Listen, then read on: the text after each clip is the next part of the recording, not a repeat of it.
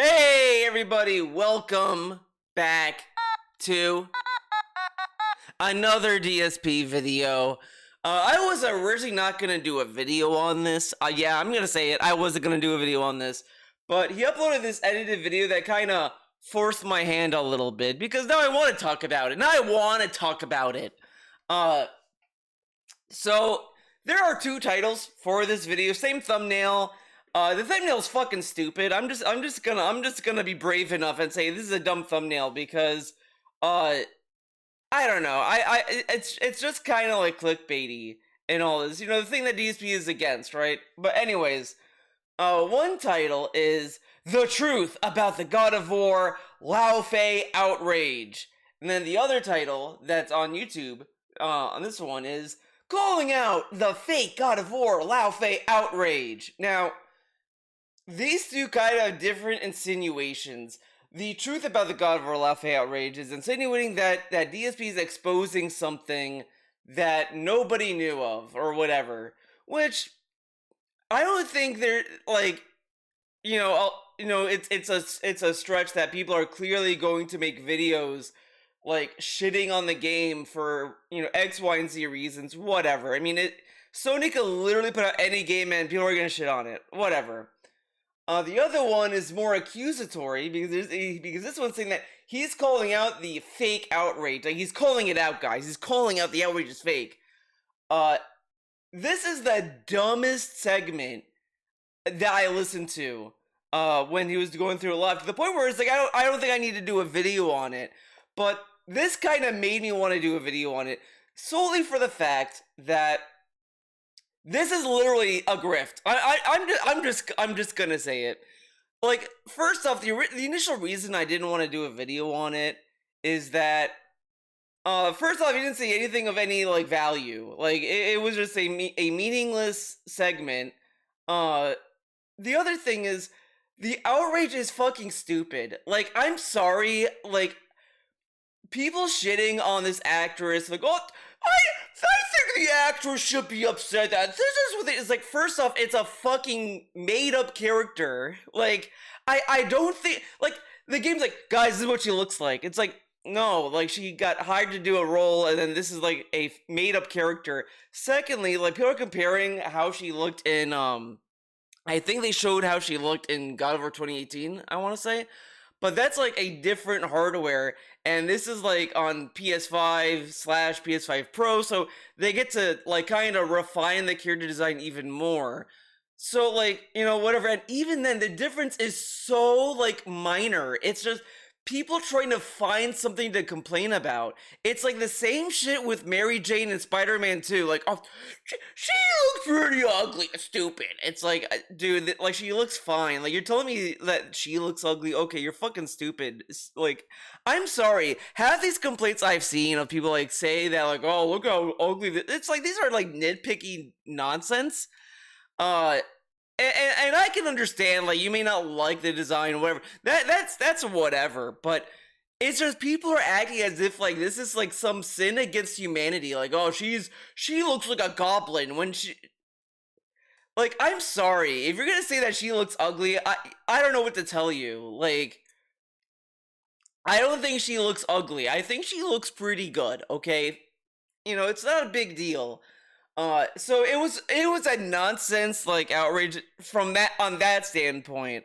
But I do think that there's another thing that people were upset about this game specifically that DSP doesn't really talk about, because DSP's a fucking idiot on this front. Because I kind of felt this when I was watching the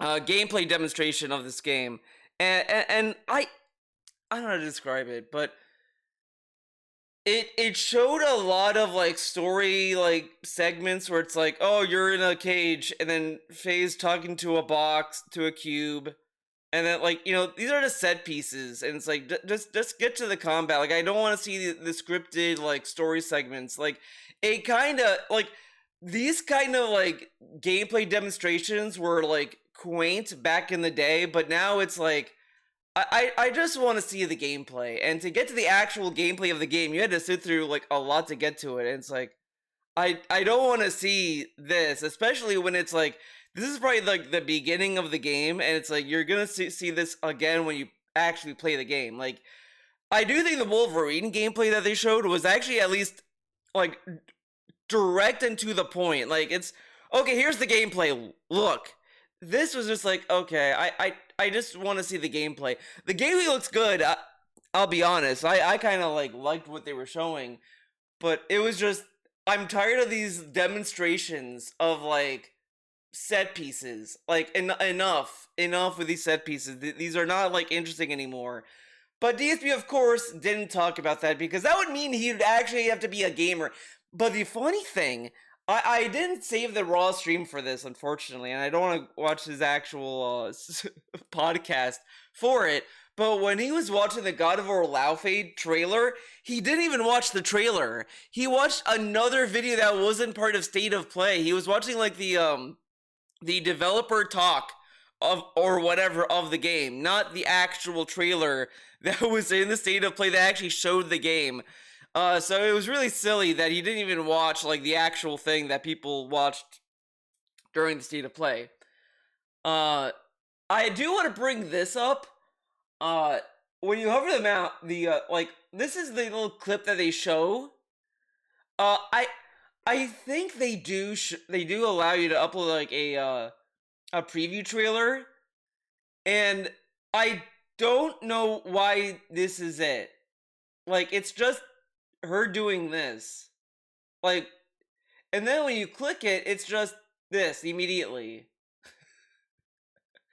Like, it's so weird. Like, what was the point of this? Why would he do this? You know what I'm saying? But anyways, I'm not gonna watch this, but I do want to see like some of the edits. Okay, in Norse mythology, the Marvel lore, Loki's mother depends on the version of the story. The original Norse myths, his biological mother is a giantess, Laufey. In the Marvel Cinematic Universe, his biological father is Laufey, and his beloved adoptive mother is Frigga. Okay. Is the full name of Kratos' wife, Laufey. Laufey.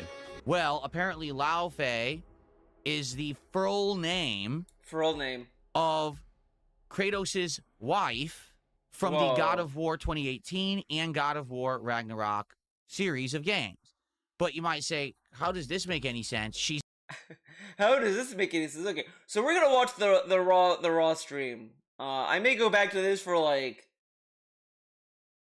Do they throw in any other like reference pieces in this? What? Why is this here? Oh. Great warrior, and she even took on Thor, and you know what I'm saying? But you never really got to see any of that in action. It was Faye who fought Thor in this valley. It was more than just a fight. It sounds like Mom was beating Thor. It seems there's much I never knew about her. Yeah. And now she is gone. Maybe, but her story here isn't finished. I have a game where that. Okay.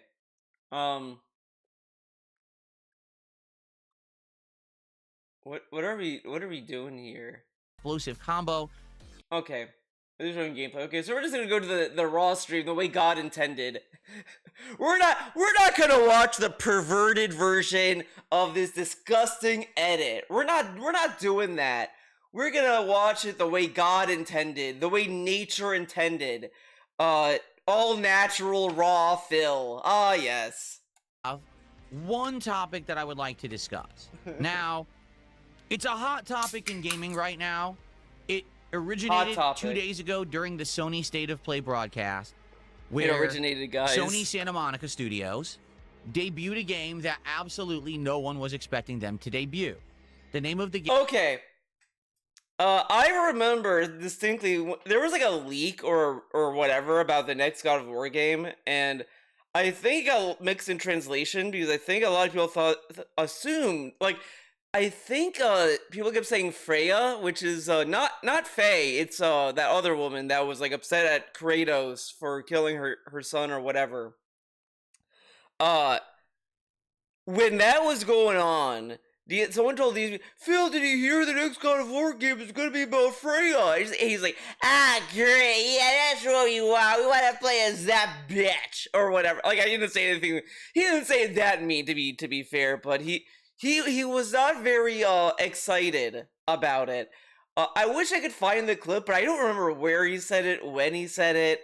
I don't even know I don't even know what phrase to say. You know what? Let's just go to Pig.Go and just search Freya.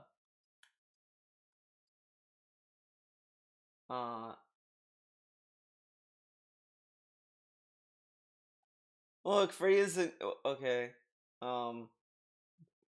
Giant octopus. Yeah, I don't think we're gonna find it, so I'm not gonna bother because it's too like it's way too specific. But he did like react very negatively to it, like where he was like, "Yeah, I don't think I'm gonna play it because it's." I think he might have complained about it being woke, but he just said it was stupid. Whatever. But now we actually get the actual context, which is actually Faye, which makes more sense. But he was like, "Why would we want to play as Freya?" Because I think he was talking about it the same way he talked about Last of Us 2, where it's like it was gonna be about revenge, and it's like now we know what it actually is, and it's about Faye, not Freya. I did keep switching the names when they announced this game because I totally did not remember Atreus' mom's name because I didn't give a fuck. I just didn't care. I was like, all right, yeah, his mom died. Okay, whatever. The game is God of War laufy. You might say, what in the hell is a laufy? What the hell is a laufy? Laufy is the full name of Kratos' wife. The second from the wife? God of War 2018 and God of War Ragnarok series of games. But you might say, how does this make any sense? She's dead.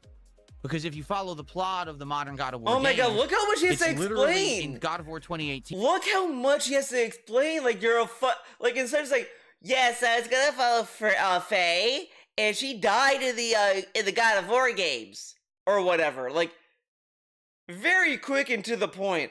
But, of course, the one tidbit of lore about DSP's speaking mannerisms is simply he loves filling in longer words to fill time. Literally to fill time. Like, he said this in a Chill with Phil segment somewhere where he's like, yeah, man, I like to fill words. And also, it's like, dude, this is a waste of time. Like, it's just, man. 18 that he and his son Atreus are traveling through this Norse world to get to the Mountain of the Giants to spread the ashes of Kratos' deceased wife. She's already dead. And then during God of War Ragnarok, there's several flashback scenes that you play through that actually show Faye as a character and how she had this past with Kratos and what their relationship was like and things like that. Right. So she's dead. Whoa. So how the heck could they be making a game based around Faye? Well, it's because apparently the plot is that when Faye died, she was sucked into an afterlife world of the gods that's not supposed to be where she goes when she's supposed to die. Afterlife, like, she gets sucked in. I just think she went to like yeah, she went to like a purgatory or whatever the fuck, like the afterlife. That's all it is. She just went to the afterlife. And ever since she passed away, she's been engaged in this crazy never-ending fight where she's beating up demons and gods from other dimensions and lore and okay, this is way too much. Like, the trailer that they showed was literally she wakes up this other area, she gets like captured, she breaks out, and she's like fighting these people, clearly. Like, that's it. That's all they showed. And he's like, oh, she was fighting, like, as if like that's all she was doing. But whatever, okay. And religions. So, for example, like the Mongolian god of war is there, and she's fighting against him and stuff like that. How on earth this makes any sense to any of the lore that we know up to now, I don't know. Because obviously... This makes no sense because, like... it doesn't make sense when you think about it, right? Kratos came from Greek mythology. You know, like with Zeus, whatever, and then he ended up at Norse mythology. Did Kratos die? Did he die and then wake up in Norse mythology? Like, I just think that most likely all mythologies, like in the God of War universe, whatever, they all live on the same planet, whatever. And then when they die, they go to this like afterlife with where all the other gods go. I just think that's what it seems to be. I didn't really care about. I'm sure the game's gonna explain a little bit better than how I understand it. But the game ain't out yet. But he's like acting as if like it's unheard of for other mythologies to interact with this. Like, my guy Kratos is a Greek, dealing with fucking Norse mythology. Like, come on, hello. Obviously, we won't really know until the game is out, but basically, it is an inline game to God of War, meaning it's supposed to be mainstream in the plot. It's not some weird spin-off that's going to be a what-if scenario or anything like that. And also, the first thing I heard when I heard there was a game about Faye, I said, oh, it's a prequel because she's dead. No, this is supposed to be a game that actually is taking place parallel in the timeline along the same time that God of War 2018 and God of War Ragnarok were taking place. In fact, you may not be aware of this, but people have deep dived into the preview that they showed of laufy and have found a scene where Faye is... I saw this Twitter post and I kind of don't know how, like, literal that is, because it's just one of those things where it's like, did the devs really think that through, or is it just a thing that people just happen to connect on their own? Which does happen, to be fair. It's not like, oh, see how bad the writing is. This naturally happens all the time. But I just don't know, how can you prove that beyond a shadow of a doubt, right? Like, how do you know that's what happened? Because, but whatever, okay.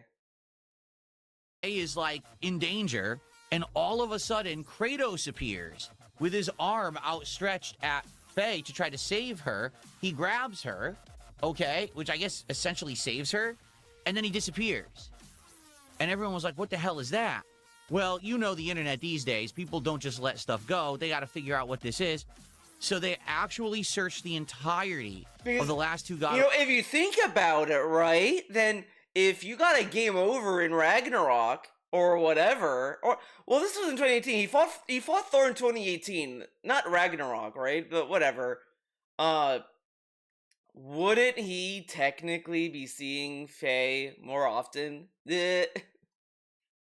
Especially if DSP was controlling Kratos. And they actually found the scene where this takes place. During God of War Ragnarok, there's a fight on an icy lake between Kratos and Thor. If I remember correctly. And during that fight, Thor hits Kratos so hard that Kratos dies for a few seconds. Then Thor says, oh, you're not allowed to die. Get up and really show me what you got. And he basically shocks him with the Mjolnir. And then Kratos comes out of his death and fights again.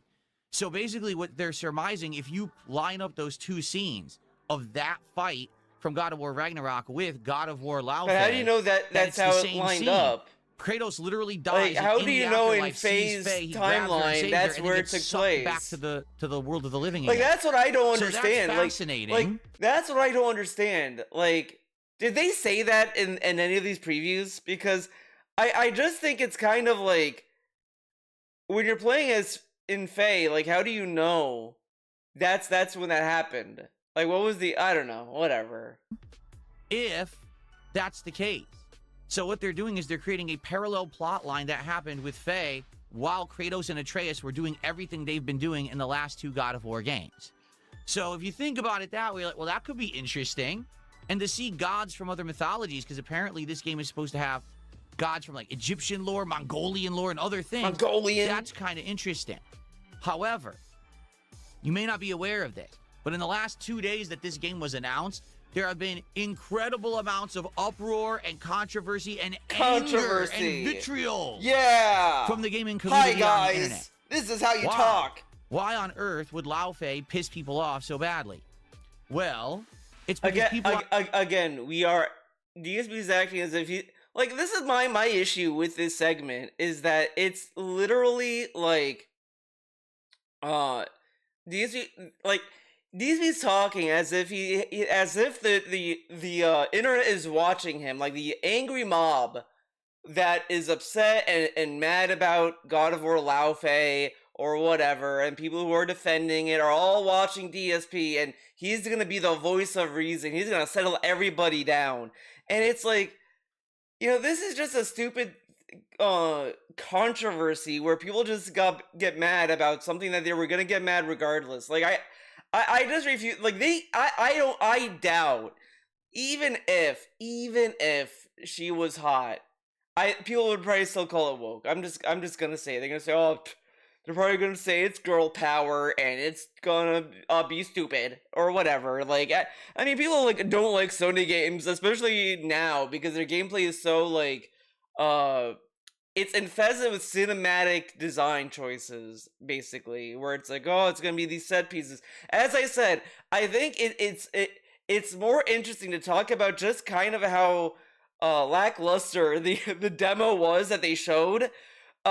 Aside from the combat, again, the combat was fine. I like the combat, but what they showed, like, it's just I don't want to see this in demos anymore. Just get to the point. Get to the combat. Just show the combat.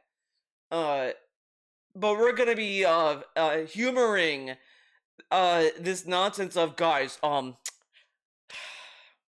Faye ain't hot. I can't jerk it to Faye, dude. Like, my dick ain't hard. What the fuck? People on the internet are saying, wait a minute. We wanted another game with Kratos. We wanted another game with Atreus. That's supposed to be the plot of God of War. This is dumb. When did they say this was the point of God of War? I mean, if anything, it's more that, oh, the point of God of War is to play as Kratos. Because I don't even think they would care. Like, if it was Atreus, they probably would have... I feel it would be like, he's not the God of War, it's Atreus, and he's stupid. Fuck Atreus. He's a grappler. Or that it's always been about Kratos' journey, and now Atreus' journey along with him, because he's like the new person to maybe carry the series after the fact. So why on earth did you just make a whole game about his dead wife? Did we ask for this? Did anyone want a game? I asked for it and I wanted it because, like, why not? I mean, she is Atreus' mom. I think it's kind of funny, and this is, really overthinking it because I don't think DSP, like, means it that way. But there's a small little, like, trend that some people do, and I think it's kind of unfair, where they kind of write off, like, and this is, like, in the creative endeavors, like, where a studio will just write off a game that focuses on like a female lead and say, oh, this is just a spin-off. Like, or like, with God of War Love, yeah, this is the main game. This is like a side game. It's like something minor. It's gonna be a small, concise game, and then we're gonna get the real game, which is gonna be Kratos.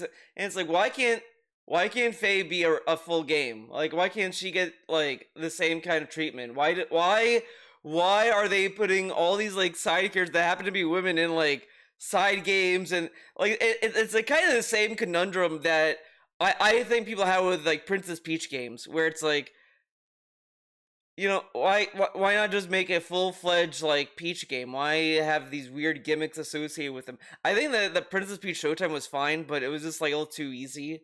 And it's like, why not make this a full-fledged game? Like, you don't need to do anything like that. Whatever. But again, I wouldn't necessarily say, oh, see, DSP being sexist because of this or whatever.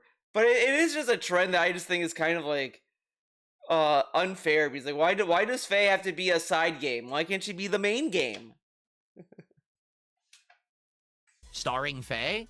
At any second, did anyone say, hey, let's do that? Or like, I didn't think that when they announced it, it was like, oh, it's a God of War game about his wife. Like, okay, like why do I wouldn't think, huh?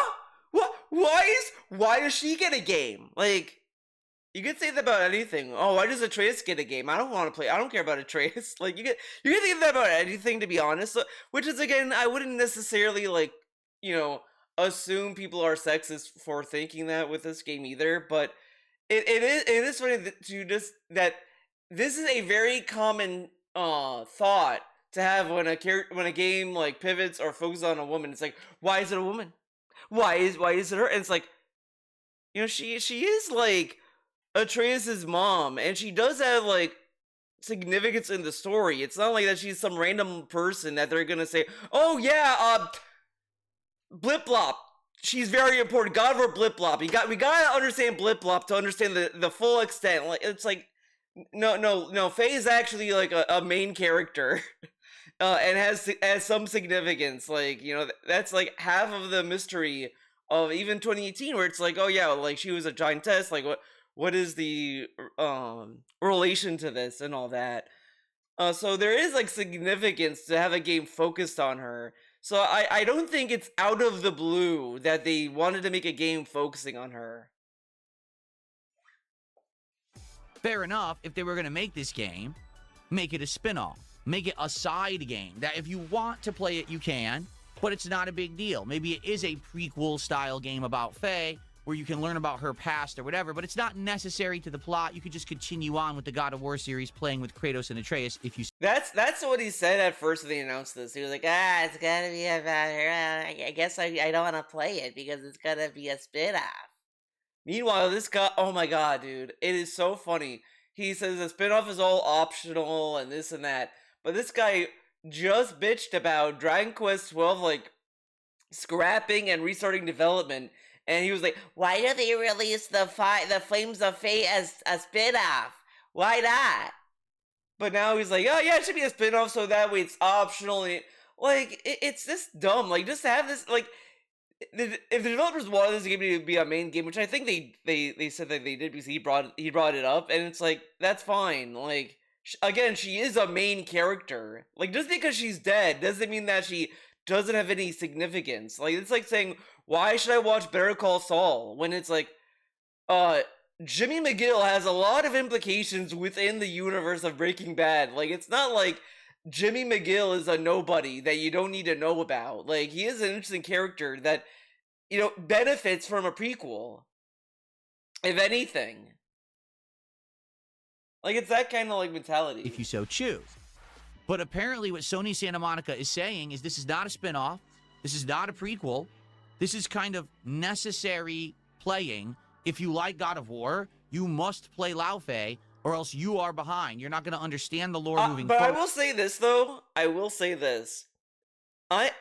When developers say this now, it means nothing. It just means nothing, because all these games now come with the recaps, and they always assume that you never played the other one, so it's like, you can just jump in on this and then play the others, whatever. Like, of course you're gonna benefit from playing the other games and all this, like, naturally, but I don't think you'd be lost. Like, if you jumped in on Ragnarok, for example, I don't think you're gonna be confused as to what's going on. Like, you may wonder, like, oh, how did he get the Chains of Olympus or whatever? But you're not gonna sit there like, I don't get what's going on. What are we doing here? Why is Kratos here? Like, you're not gonna be lost.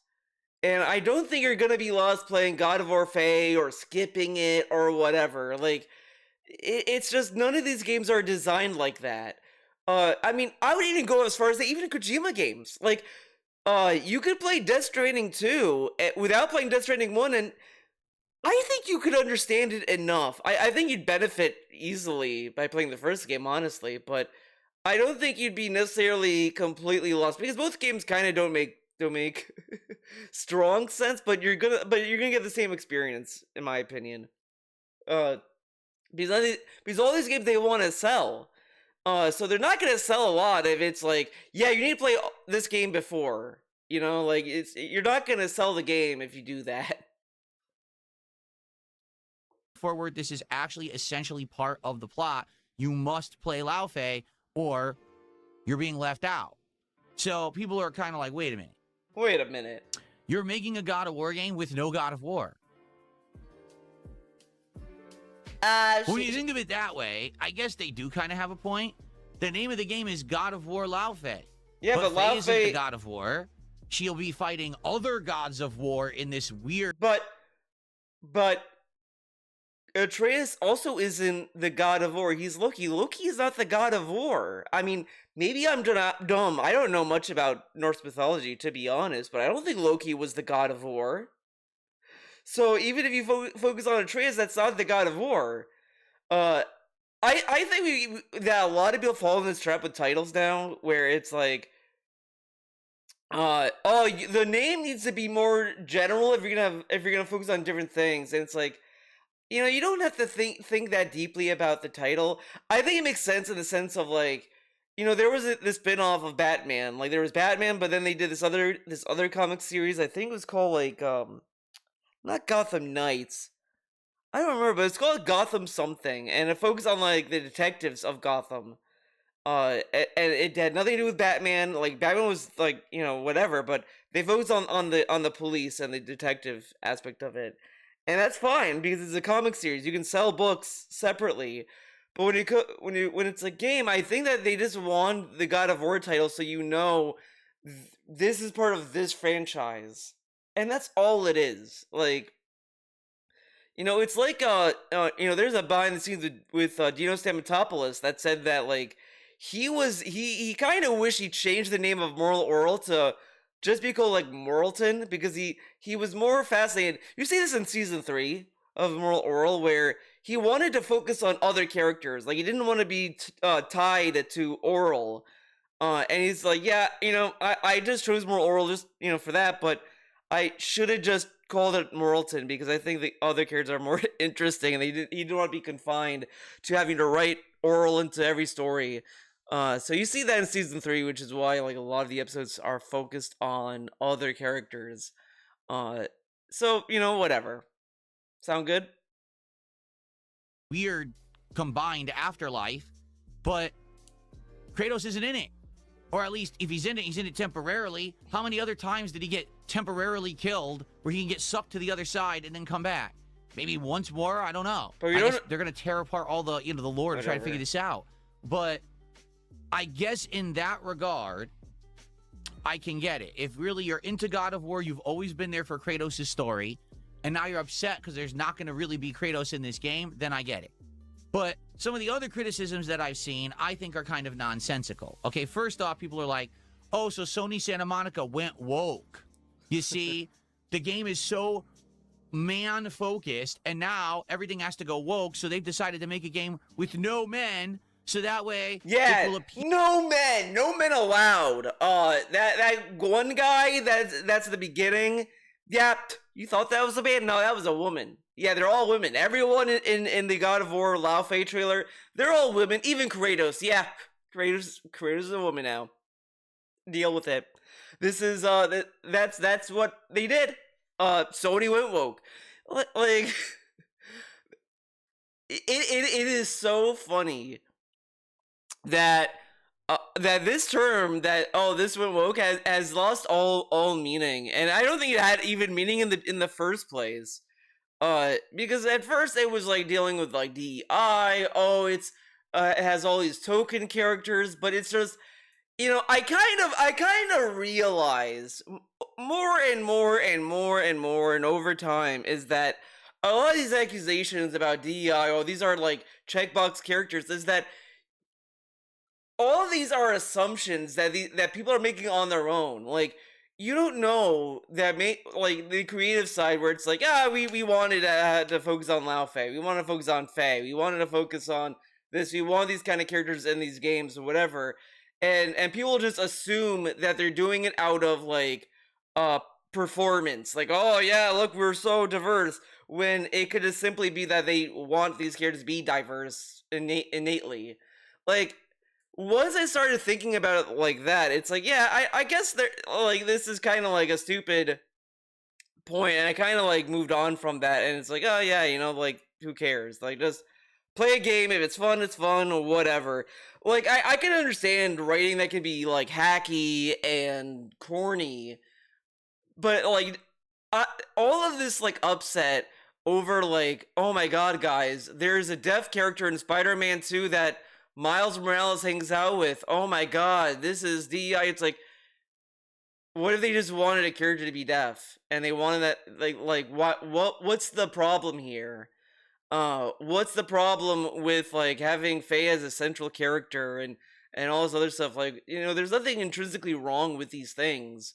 And I think a lot of people are like are just reacting on it very quickly. And it's like, you know, some of these people are doing it for clicks, some of them are just doing it to get rage bait, whatever. And it just devalues the discourse. It just makes people more miserable, in my opinion, because I think once you start like participating in this kind of like mob mindset, you just kind of just get more miserable about things. And there's a lot to be miserable about the gaming industry as a whole anyway. So it's like, why focus on this when there's worse things that are actually more like material to be upset about? You know what I'm saying? Appease that crowd that wants this leftist, woke, liberal plotline. I find that a hard pill to swallow.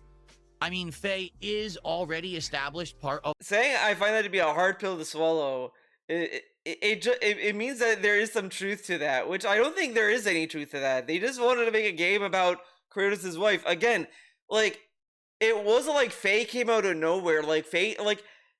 That's what makes this, like, ridiculous.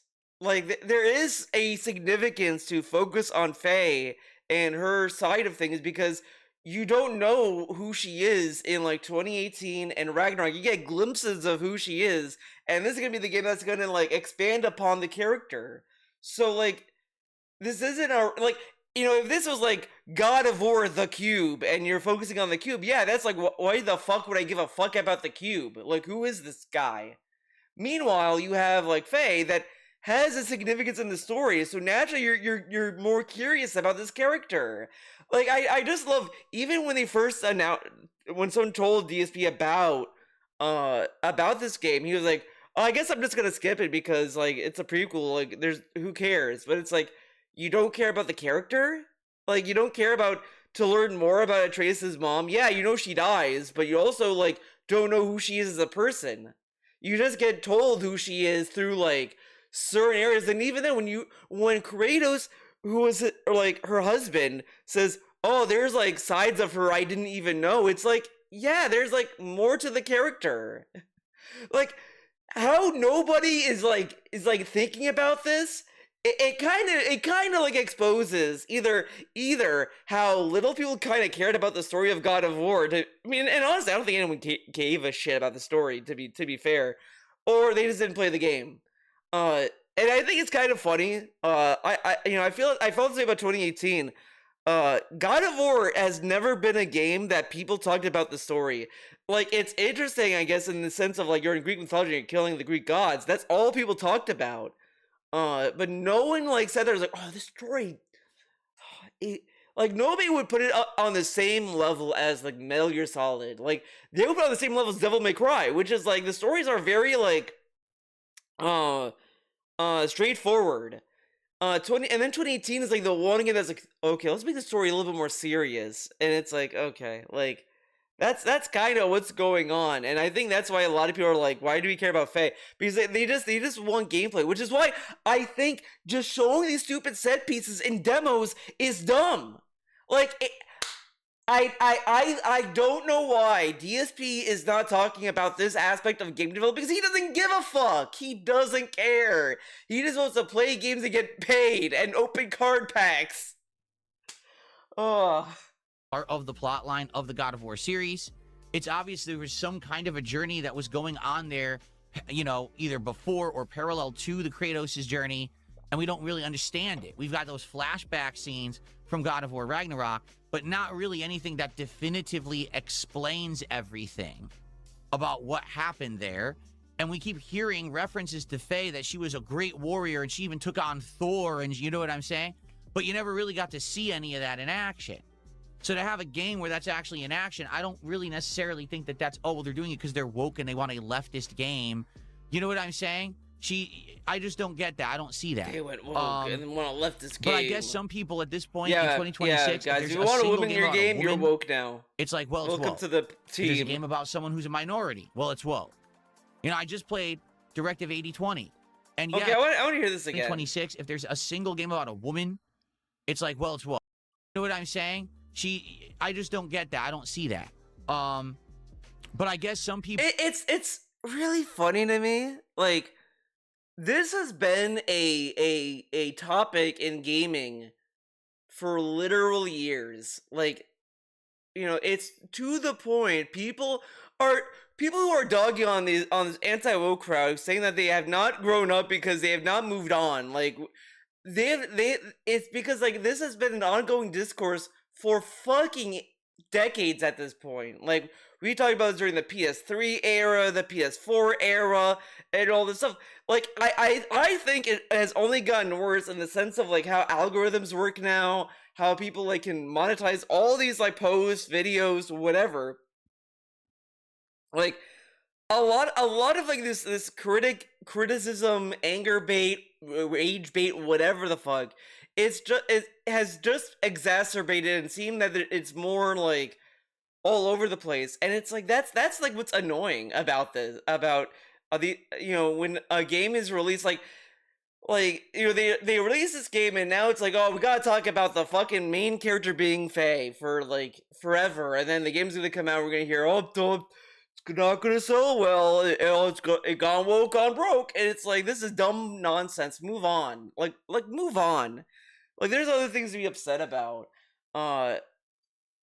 And DSP is, like, talking as if this is a brand new thing, that people calling a game woke for having, like, minorities, women, whatever, is and labeling it woke. Like, this is an oversimplification, but when people, like, talk about, like, they only talk about fucking DI, oh, this is for diversity, this is to show diversity, and it's like, you can't really definitively say that's even why they have these characters in the game. You can say that, like, oh, well, they bring it up, they talk about how they're celebrating diversity. I mean, this is marketing nonsense. Like, they also market their fucking games as if they're, like, the second coming of Jesus. Does that mean that they are? Like, you know, whatever. People at this point in 2026, if there's a single game about a woman, it's like, well, it's woke. If there's a game about someone who's a minority, well, it's woke. You know, I just played Directive 8020, and yes, the cast was very diverse in that game, but it actually was part of the plot of the game. It was supposed to be an international mission in space to save humanity, and so they basically got minds from all over the world to be part of this, like, think tank that are going to go out and try to save humanity, and everyone's, oh, the game's woke because of the casting. Well, I never heard anyone complain about the Directive 8020, whatever the fuck, Directive 220 being woke. I've never, like, the only person I heard calling it woke is DSP. He's the only one I have seen say that, because he jumped to the conclusion that since the main character was, like, black, that people were gonna call it woke. Like again, you know, you can argue all you want about, like, what you deem to be woke, sure, but as I said, a lot of times, like, people only bring that up in terms of, like, oh, it's to fill in diversity checkboxes, and I think a lot of people conflate it with other stuff that's irrelevant. Like, you know, I'm gonna bring up the hot game, Forspoken. People, like, say, oh, this is woke garbage, or whatever, when it's just simply a game with bad dialogue, and that's not really about the game being woke. It's just, hey, we think that this dialogue is gonna, like, resonate and be relatable to gamers, so we're gonna put it out there, because people keep calling, like, the Joss Whedon dialogue, whatever the fuck, and that's kind of what, because they wanted to kind of ride the same, like, coattails of, like, Marvel movies and that kind of dialogue, and people will conflate that with it being woke because of how it's written, all this stuff. I just feel there's a lot of conflation with the term, which is why I just laugh when I see people, like, use it unironically. Like, it came to a head for me when, like, years ago, Ron DeSantis kept talking about woke, and it's like, dude, you're running fucking Florida, dude. Like, the voter does not give a fuck about woke or whatever at the end of the day. Like, come on. Come on. Maybe you're just a bigot. I don't know what else to say. mean? People exist on this planet that aren't just white, and it's okay to at least have them in games. Oh my god, I because gotta of hear the this casting. again. Well, maybe you're just a bigot. I don't know what else to say. Like, I just love, like, we're gonna go on this, like, very negative, like, spin. Because, you know, it is like the infamous Neil Druckmann tweet. Ah, yes, everyone's favorite guy. Where he was just addressing people who were saying bigoted things about, like, trans people, whatever. And, like, you know, if you're not a bigot or whatever, you shouldn't be upset by that, obviously.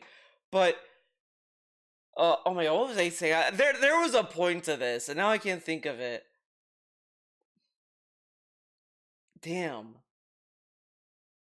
Because I feel like well, whatever. He said, like, oh, if you think this, you must be a bigot or whatever. And it's like, you know, not everyone who's complaining about, I guess, like, the diversity checkbox thing, like, that doesn't necessarily mean you're necessarily a bigot. It's just, if you try to, like, pry more into how they view DEI or whatever, like, you do get to a point where either the person's going to kind of reveal themselves as a racist, or they're just going to be, like, talking about, like, I think this is just performative, and these characters, like, could have been any race, and there's no reason for it.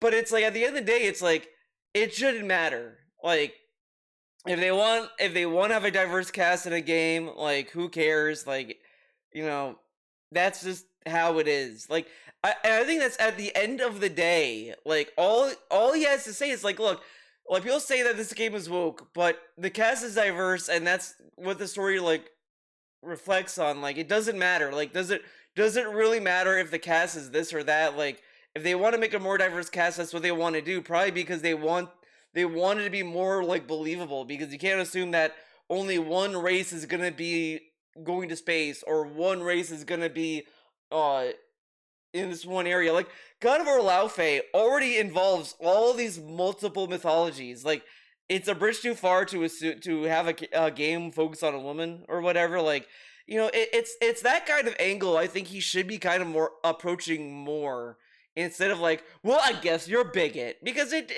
because the viewer doesn't want to be told that they're a bigot if they don't think that. But it's like, but at the same time, like, if you're not a bigot, you shouldn't be upset either. But at the same time, it's like, you know, a lot of things get conflated online, and it's like, that's what makes discourse, like, annoying sometimes. It's just kind of like, you have to weed these people out sometimes when you're online. It's like, this guy's just saying nonsense, I don't want to listen to this person anymore. People exist on this planet that aren't just white, and it's okay to at least have them in games. Now, if you purposefully go out of your way to have casting that's all minority, or if you're replacing, like, this is kind of stupid. I'm just gonna say it, because we still get movies and games that have, like, you know, a majority of like white people, cis people. Like, how many games have a genuine trans person? Like, not that many. Not that many games have, like, a gay protagonist, whatever. It just seems that there's more, because you're starting to see more stories start to involve these characters. So it seems more, like, frequent. But if you, like, step back, you're gonna see that it's not that much compared to, like, you know, the other, like, a heterosexual couple or whatever. Like, this is why it kind of doesn't matter at this point. But to say, like, but how come, like, he's saying, like, well, it's one thing to do this, but there's another if it's all minorities. Why don't we have why don't we have this kind of mentality if the cast is all white? Like, you know, it's kind of the same thing I feel about the Odyssey. Like, a lot of people are upset about the casting of the Odyssey, and it's like, this is mythology. It's not even based on a true story.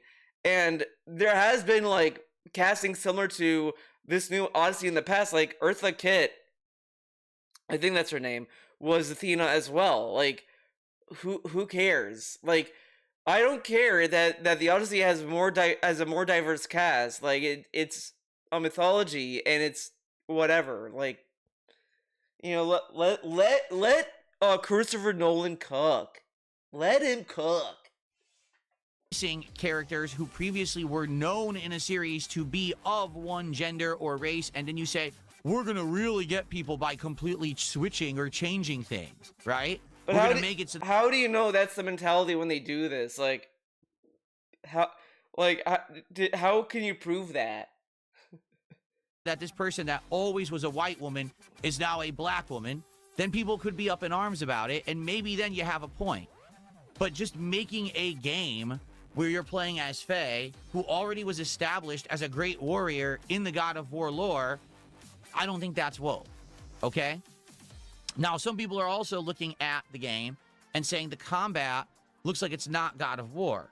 Except if you actually look at the combat, I would argue that the combat in this game is more God of War than the last two games. I think he's only saying that because in the developer little powwow he watched the other day, they literally like brought up how it's like, oh yeah, we decided to go back to the roots of God of War with this game, and it's like, you know, it's PR speak, but it's like, yeah, there's more combat in this. It's just, I don't like how, again, the whole like presentation of it, it was like, you could cut the beginning of it, just get to the combat, just show that. Games, because this game actually has air juggles, this game has complex combos, this game has multiple weapons and things that you apparently can implement and switch between. Like, you have a regular sword, but then it becomes like these ribbons that do crazy combos. You have the ability to suck the soul out of an enemy and then toss the soul into other enemies, and it creates a big explosive combo.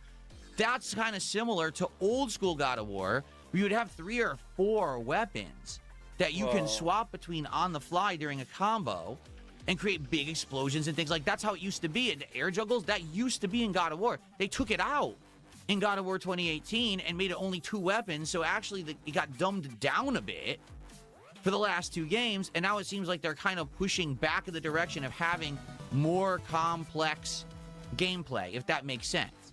Now, where people might have a point is that not only is the game about Faye fighting for her life in the afterlife, but there are going to be side characters, and already people are complaining. Like, for example, there's this cube that's going to be played by one of the main actors from The Boys. The Boys. And apparently the cube is meant to be comic relief. He's going to be bouncing enemies around with gelatinous combos and making one-liners and quips. You might say, what, they can't just make a serious game? A plot that actually is like heavy? No, they have to have the comic relief. Well, oh my god, okay. It seems like ever since Guardians of the Galaxy came out many years ago. Yeah, Guardians of the Galaxy, not Marvel in general, but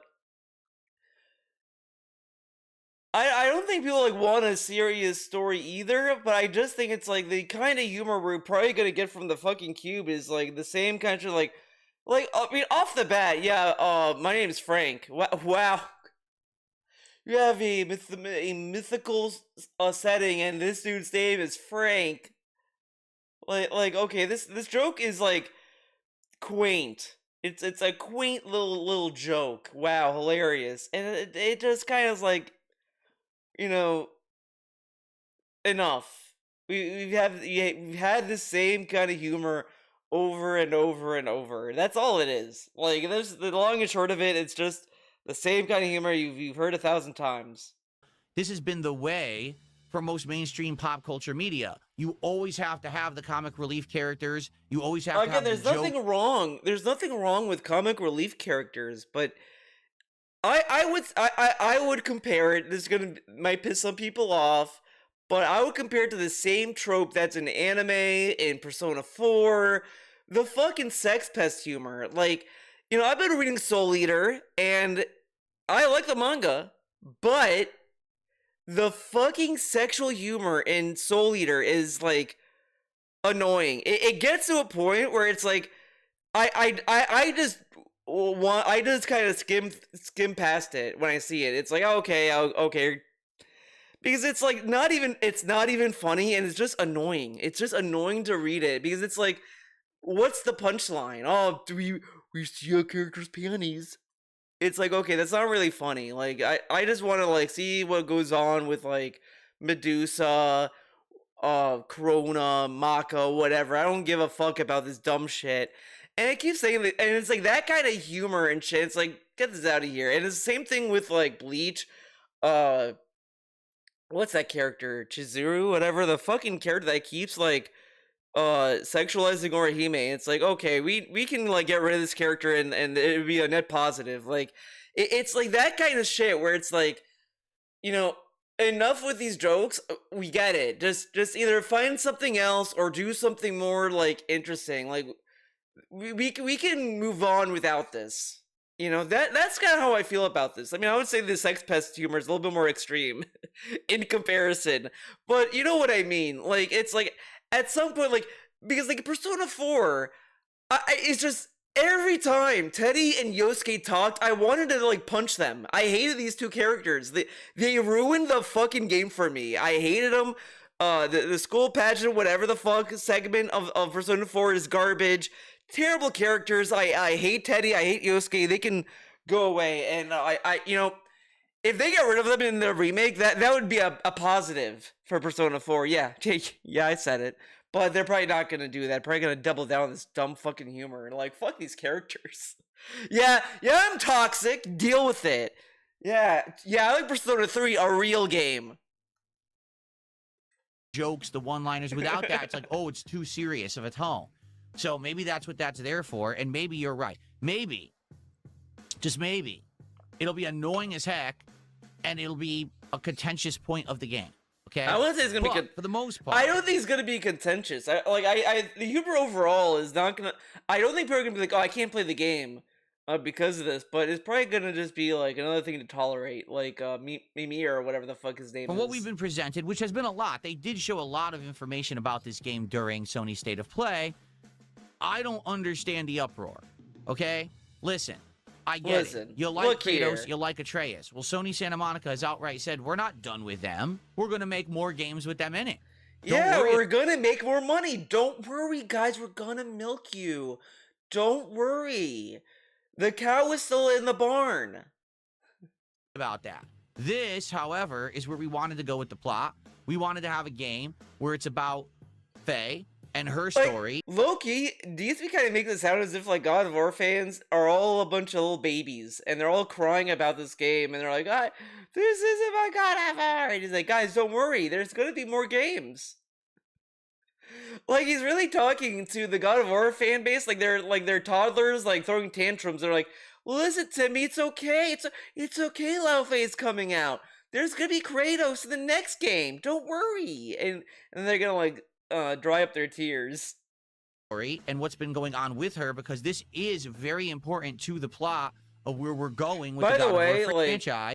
This entire stream was filled with forced flexes. Like, it's not as bad now, but it was really bad like early on, and I think after the segment too. Like, he really wants you to look at his arms. So this is our next game. Now, I can understand that some people may be upset because this means it sounds like we have to wait longer to have another game with Kratos and Atreus in it. And the game dev cycle these days, it ain't fast, right? Some of these games these days, it could take 5 to 10 years to get the next installment of a game out of something that we're interested in. So, yeah, God of War Ragnarok already was many years ago, and we were all expecting, hey, they're going to announce the next God of War game. What's going on with Kratos? Where's Atreus going now? Because he's on his own journey. Where's Atreus? Well, all that's on hold because we've decided to make a game all about Faye instead. I can understand if you're upset about that. However, to say that the game is woke and that they sold out and they went to the left and they're liberal. They sold out. Like, I mean, they technically already sold out. Like, you could argue they sold out the moment they made 2018 God of War, because God of War was over after God of War 3. People were, like, ready to move on. And then they revived the corpse of God of War, and then it's like, oh, and it was, like, a decent return, and then people were like, okay, like, we don't want this anymore, like, can we get something else? Like, you could argue they already sold out. I mean, technically, like, these big companies sold out by, like, already making games, right? Like, whatever, whatever. I don't get that, because I just don't see it from what they're presenting. But people keep saying that all these companies went to the left because of, like, superficial reasons. Like, oh, Faye doesn't look hot. Like, I don't know. She looked fine to me, and she looked the same from the other games, just with more detail. Like, who cares? This is where they wanted to go with the plot. It makes sense. It's not like they're just making this up as they go along. It's tying in directly to what they've already made. It seems like they laid the groundwork, and this was what they were planning on doing. Just because they didn't tell you this 5 years ago doesn't mean that you should be upset. However, yeah, if you only like Kratos and Atreus and you just don't care about Faye, you're probably going to be angry that you got to wait many more years to get another game with Kratos and Atreus. So maybe there's some kind of a point there. But to be on the internet, you're always going to be waiting for games anyway. Like, there's other games that come out. Like, you know, I don't want to necessarily, like, go on, like, you know, talk about people feeling entitled because, you know, I wouldn't... I don't know how to describe it, because to a degree it is kind of entitlement, though. Like, it is people like feeling a little entitled to, like, I'm entitled to a God of War game with Kratos, but it's like, you know, like, you know, whatever. The internet so upset about everything these days. I think it's kind of overblown and ridiculous. I do feel that, sadly, there's a group of people out there who are drama farmers, and they literally look for little things like this. Now we've got them. Now we can make endless amounts of videos and social media posts and really get in on this and really turn it into a big thing, when really it's not. If this is what they want to do with their franchise, they have the... But again, like, this ecosystem of people getting upset about games and what people have done to these games or whatever has already existed before this year. Like, this has been around for years. It's just more prominent, to be fair, but this has been a thing for many years at this point. They have the right. And you know what? Gamers have the right to make their own decisions. And if they feel like they don't want to play a game about Faye, they have the ability to say no with their wallets and skip it. To me, the game looks pretty good. To me, the game looks like if it is going to be a full-fledged game that's going to take place in this, you know, alternate afterlife, and it's going to explain and tie how other gods are interacting with each other in this afterlife. I mean, think about the possibilities. Maybe this, when he went on this, it reminded me of the multiverses thing. Okay. Scooby-Doo Shaggy versus Steven Universe. Garnet versus Superman. And it was just like goofy as shit. It was especially goofy when he was like rattling off Steven Universe characters, because this guy probably doesn't even know what a Steven Universe is outside of like a loot box he opened or a loot crate, whatever the fuck. Just every time he brought up Steven Universe, I was like, you don't even know what it is. What's a Steven Universe? DSP, explain Steven Universe to me. Explain that show to me. Tell me what that show's about. Maybe, just maybe, if all of these things tie in, maybe Zeus met Odin at one point. Maybe... This is so stupid. It is insanely stupid. I can't wrap my mind around this.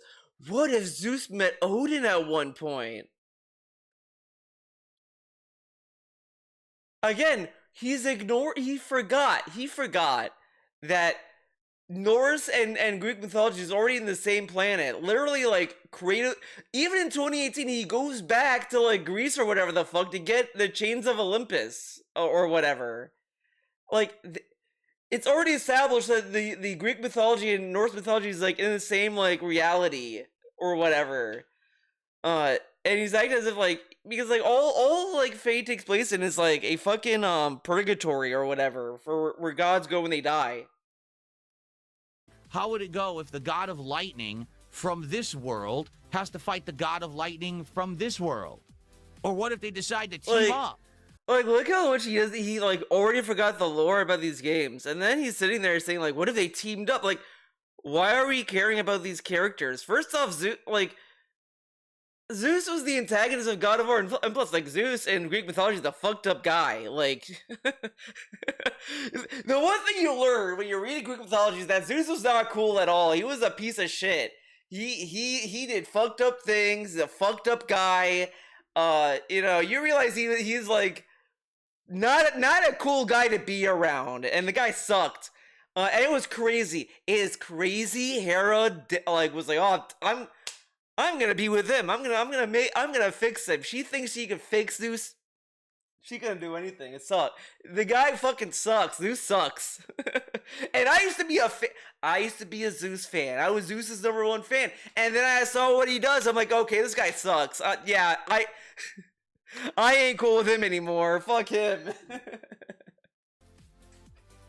See what I'm saying? But technically, all Greek gods suck ass. The only cool one, you know what? Hades was cool. Hades was the real one. He didn't do any fucked up things. He was like, oh, you know, he technically did the only thing he did kind of fucked up with Persephone was, like, I think he, like, kidnapped her, but even then, he at least asked permission of, like, her dad or whatever in the lore or whatever. And they were a happy couple. They were a happy couple. Or were they they might be actually the most normal couple in Greek mythology. Think about that. Think about it. Even in the Hades games, the only normal couple, like Hades and Persephone. Maybe they're not perfect, but compared to Zeus,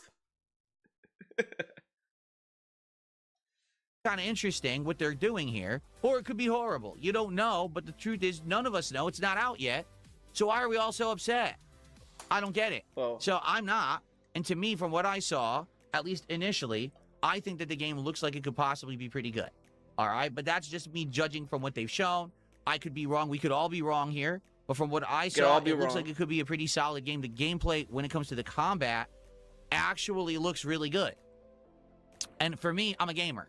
I'm stoked that if the game is going to look great, play great, have a good gameplay loop that I'm hooked on, and hey, if it's in line with the plot that I already like from the God of War franchise, I don't understand what we're complaining about. But maybe I'm coming at it from the perspective of a person who wants to enjoy it for the value of a game, while others are just looking to be contentious, to have something to be upset about and post about. I'm looking to be contentious. Just saying, you got to be skeptical in 2026. There's a lot of people out there who are in it for the grift.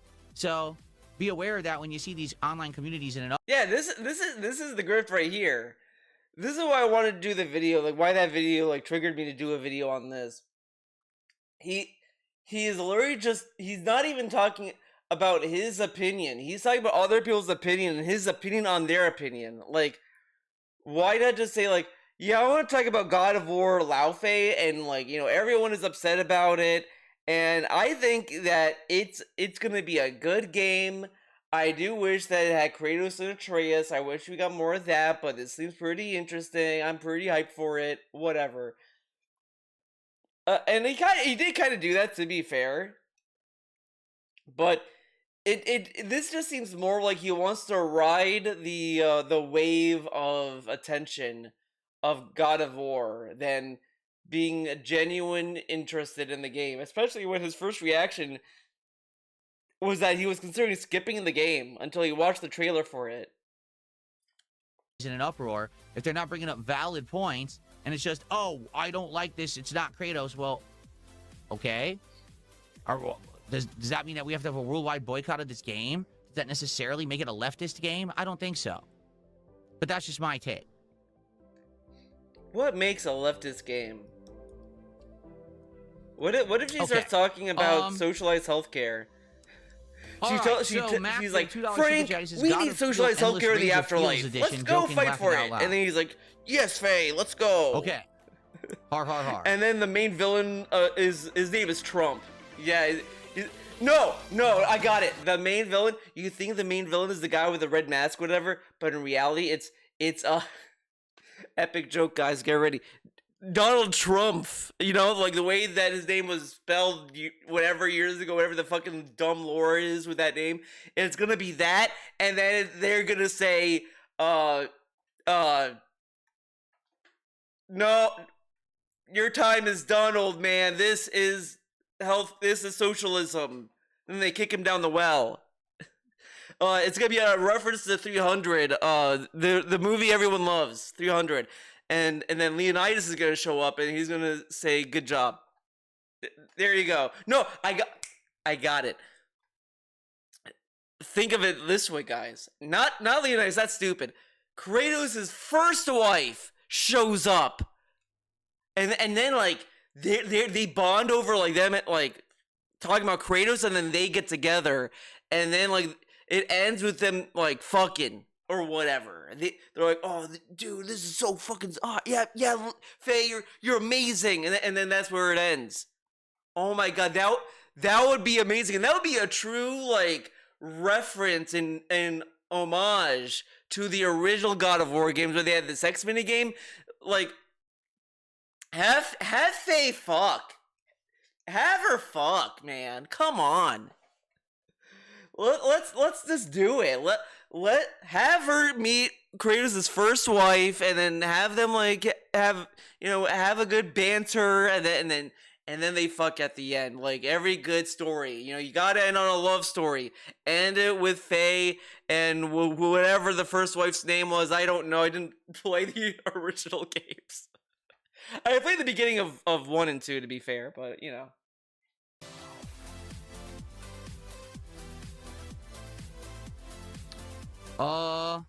Someone to the $1.50 said, any chance to get multiple themed boxes in rotation? For example, a Pokemon series available. Okay, I don't care about this. Stream into a packathon. A packathon. Gaming channel where cards will be. I don't care about. I received a $2 tip, and this person says, I'm starting to get sick of every game getting accused of being woke. And the second that there's a woman or a black person in it. Yeah, welcome to 2010. Back to 2012 when people didn't care. The sad thing is, people did care back then. Oh my god, dude! Like, first off, like you had Feminist Frequency make like dumb videos, and then people get mad about these videos. Then you had people like still like calling out like, oh, this is like forced wokeism or whatever the fuck. Even back then, like these were like debates that were going on. I would argue it's not at the same like extremes as it is now. I think now there's more like money to be had in outrage and rage bait and that kind of stuff. But these things were around even back then. Like, come on, dog. Would have been called woke if released today. You're right. They would have said, "Oh my God, Lee is black. It's woke," and people would have been so upset. Maybe they would. Maybe they wouldn't. And the other thing. Okay, so there are games out there with female leads that people don't have issue with, but it's only because the female leads are hypersexualized. Oh, my favorite argument. That's okay. Oh man, all these games with women in them are horrible. Oh, it is so funny. Like it is genuinely kind of interesting. The discourse around sexualization, because there is bad sexualization and there is objectification and women with women in media, whatever. But it is kind of interesting. Like, I don't know how to describe it, because it is kind of like, I guess it's tasteful sexual sexiness in like media. Like Kill la Kill, I would argue, like does have fan servicey moments, but it also has like a deeper point to it where it doesn't feel gaudy to me. Like I've seen clips of Fire Force, and that to me is like this. That's like kind of stupid and gooner level. Like it's like, oh man, look, this character she has to get naked to use her fire power, whatever the fuck, and it's just like so gratuitous and stupid. You watch Kill la Kill and it's like at least there's like more going on that's more interesting, and it's a much better show to begin with. So like it's that kind of like viewpoint I feel that I think people are gonna eventually come around on. Because I'm seeing it now, even with like people who are more leftist and all this stuff, where it's like there's nothing inherently wrong having like a character with big boobs or having sexiness in it. It's just it has to be some artistic like use of it or whatever. Like Bayonetta is a very artistic game, but it's more than just, oh yeah, Bayonetta does stripper poses. Like there's more to Bayonetta than that, and it's more in service of the character, and it goes into like the autonomy, the agency of these characters. Like these are things that people like kind of focus on when they talk about it. I think like if you're making a game and and you're just like God of War Laufey, for example, would it really benefit the game if like Faye was like hot? Like if she was like a very sexy character, would that add anything to the game? No. Like I would even argue, even in the style of what these games are now, it would be kind of out of place for it. I understand like there is a because like I've seen people turn against this kind of like mentality too, where it's like, all these character models, all this stuff looks kind of like ugly and all this stuff because it's kind of like this Western overreaction. And I think like that is like the problem with this. And I think like Stellar Blade is another example of this, where this is a extreme overreaction to like, oh my god, Stellar Blade's amazing, and they made a hot character, and it's like the character is like a nothing character. I don't like Eve. I didn't care about the character. The game isn't bad, but it's like nothing gripped me to keep playing that game. So all this stuff, it's all like either overreactions or it's just like there has to be a vision. As I said, like, you know, when you're making something, you kind of have to trust the person's vision on what they're making and see how it pans out overall. Like, I didn't care about how Aloy looked in Horizon Forbidden West, Zero Dawn, because you know, it served for what the game was about, and I didn't care about that because it's like, yeah, I don't need this girl to be a supermodel. But if they wanted to make her look like a supermodel, then so be it. But it has to be like tastefully done. Like because I don't like characters that are just sexy for the sake of it. Like just have them be sexy for, you know, something that's like artistic, not just people like boobs. Let's give her big boobs. Like we don't need to do that. Oh, wait, I'm playing Stellar Blade, and it's a, you know, Korean woman with her boobs hanging out. Oh, this is great. I love it. This isn't woke. Oh, wait, here's a game with a normal woman. Woke. Yeah, because people think when you make a woman look either average or whatever, that, oh, this is clearly woke because they're fighting back against making, like, because they think that people are calling games with, like Stellar Blade or Bayonetta, like, they're objectified characters. But, you know, this is why I think people need to move on from Anita Sarkeesian, like, you know, because this is like a go-to example of why people like bring Anita up for instance, that they meaninglessly call Bayonetta objectified when it's like the character has her own agency. It's not like that she's like insecure about being naked. She's not like, oh my god, like I didn't want my clothes to be hair. I didn't want this or whatever. It's like, no, this is just what she does. She's a witch. She does fucked up things. She's fun. She's cool. Whatever. And like, yeah, she's designed by a woman as well. But like, there's more to the character than just what she does. And it's all. And these are just in service of like a style. But when you have a game that's like, okay, we just want to have like Mary Jane look like just an average woman that like Peter Parker can score, that Peter Parker can get with, that like kind of fits in some reality or whatever that they want to portray, and it's like, yeah, this is fine. Like that's why I think people like overreact with Mary Jane. It's like, yeah, this looks fine. Like she doesn't look ugly. She looks good for, you know, the style of the game. And it looks like a character that Peter Parker could get with. Like, it would be, like, you know, even Mary Jane in the Raimi movies looked attainable for Tobey Maguire as well. Like, it like, these work visually. Like, if they made, like, Mary Jane look like a supermodel, it would be kind of like, I get it, but it would be kind of like, you know, it gets to a male fantasy kind of thing, and that's, and I don't think we need media to like indulge in like fancy like that. In my opinion, whatever. But like that's kind of why people like rail on like Stellar Blade. Oh, if it's ugly, it's woke. If it's not, it's like anti-woke. Because I just think this is reductive to the medium as a whole. Like, as I said, like I don't like blame the developers of Stellar Blade for making Eve the way that they wanted to make her, because that's what they wanted to do. They probably wanted to be more focused on the gameplay and just say, hey, you're gonna be looking at this character for like 20 hours, you know, whatever. Like they didn't really care about the character, and I think that's very obvious. The story is very bland and basic. Nobody really talks about the story when they talk about the game, if they're not talking about the gameplay. But if you're gonna focus on people who are just gonna say, guys, Stellar Blade's amazing, look at the still image of Eve's ass. It's like, yeah, this guy probably doesn't even know how to play the game. Again, I want you to understand that there is a point here, okay? There are a distinct group of game developers who are going for that kind of crowd and or are actively pushing narratives and agendas. It is happening. But the thing is, it's not every game. It's not every game. What it is you've got a group of internet grifters who have now brainwashed a community of people to follow them whenever they turn out their they have their pipes. They're Pied Pipers at They're these people, right? automatons. Here we go again. And then everyone just, oh, charge, it's woke, it's woke. Charge. And then they get all this uproar, and they get clickbait and engagement bait and views, and they make money on it. And then no one cares. In reality, does anyone really give a shit?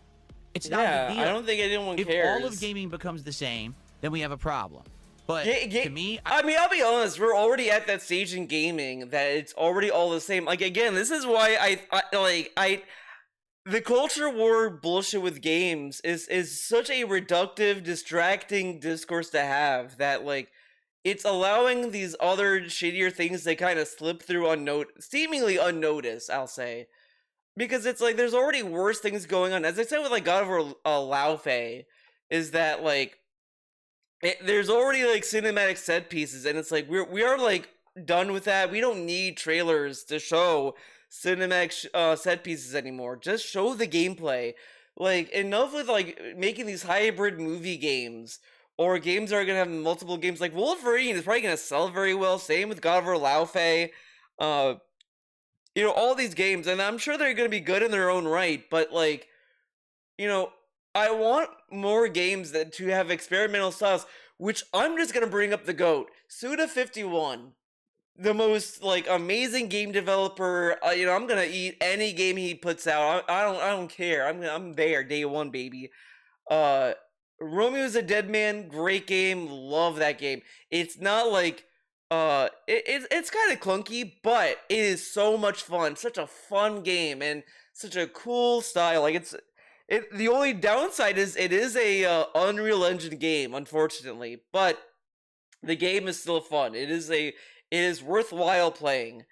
So there are still games that have very, like, expressive styles and this and that, and that's why, like, you know, you go to the indie games. But, like, these issues with like games being all the same is, like, what AAA games decide. And this guy literally has a video complaining about the 007 game for being modern slop, where it's like, oh, it's just like your linear game, whatever. There is gameplay in that game, and it is a solid game. It may not be, like, you know, if you're going in with the expectation of Hitman, it may not be as good, because I think they want to be a little bit toned down, because they want to get, you know, obviously more people to play the game. But that's, like, where we are in gaming. Like, we're already at this point where, like, they're trying to be making these games, like, really accessible as possible. And that's where it is. And to make it accessible, monetizable, safe, with big budgets, and all this other shit. Like, like, there's other issues, but we're gonna indulge in people complaining about woke nonsense. Like, I mean, come on. I don't see that, okay? Just because they decided to make a God of War game focused around Faye doesn't mean that God of War is over. But again, notice how DSP doesn't really talk about any of these things. Like, you know, there's all these news stories that's been going on about gaming. Like, I think California, like, either passed or is, like, seemingly going to pass the Stop Killing Games thing. There's all this stuff going on with Steam. There's like, all these things, all this interesting discourse to have. As I said, like, I've seen people, like, talk about, like, the art styles of games and stuff like that. Oh, there's a bug, dude. Did I get it? No, I think it escaped my grasp. Well, whatever. One day we'll get a bug death caught on tape. But anyways, like, there's interesting things to talk about, but you're never gonna get it on the Level 1 podcast because DSP is not an interesting guy. We'll never see Kratos again, and now the whole series has gone woke. I don't see it. Okay, I just don't.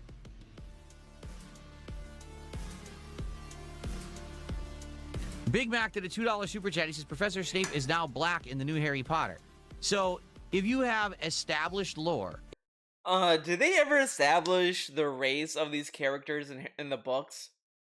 Because I don't read Harry Potter because I have a life and I have better things to keep my attention.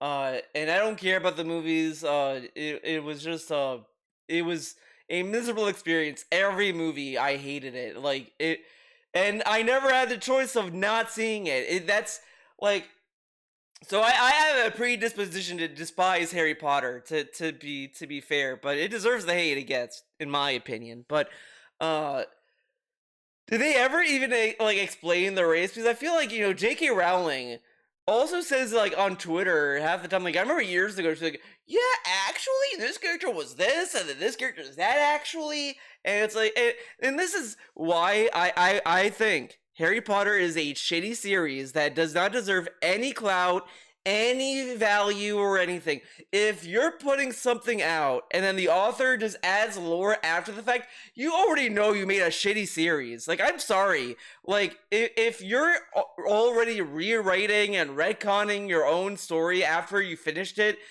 you're a hack. Fuck off. Go away. Harry Potter sucks. It always sucked. I'm tired of people pretending it didn't. I don't give a fuck if it's just...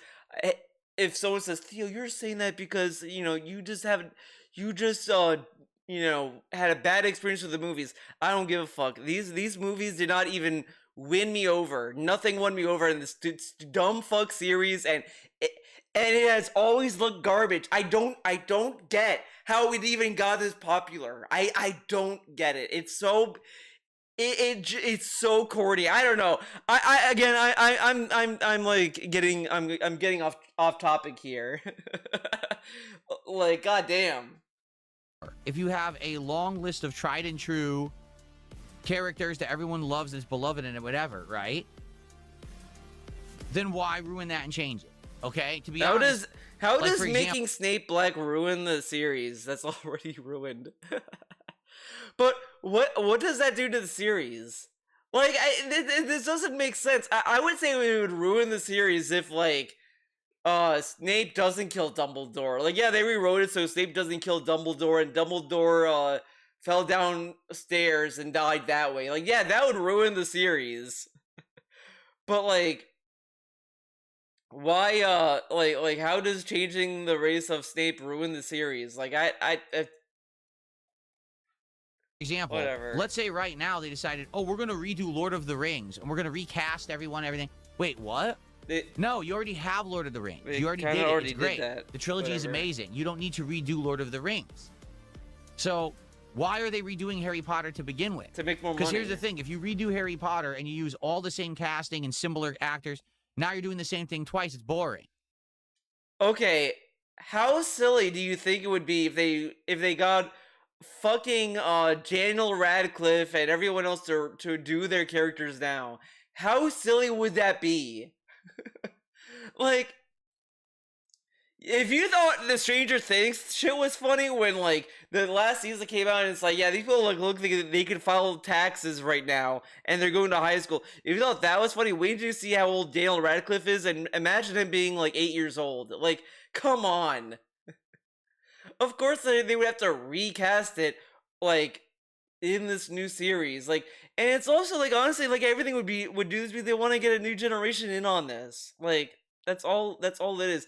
I mean, there's also, like, more nefarious reasons why people are thinking that they're redoing the series, which I think is kind of funny because almost everyone that worked, like, every major actor or an actress of the movies have one way or another shown support for trans people and all this other stuff, and it's kind of been like very distant with J.K. Rowling. So, like, there's a theory that J.K. Rowling is just remaking the series so that she can just focus on this new series with these characters and not, like, have it be tainted by people who disagree with her.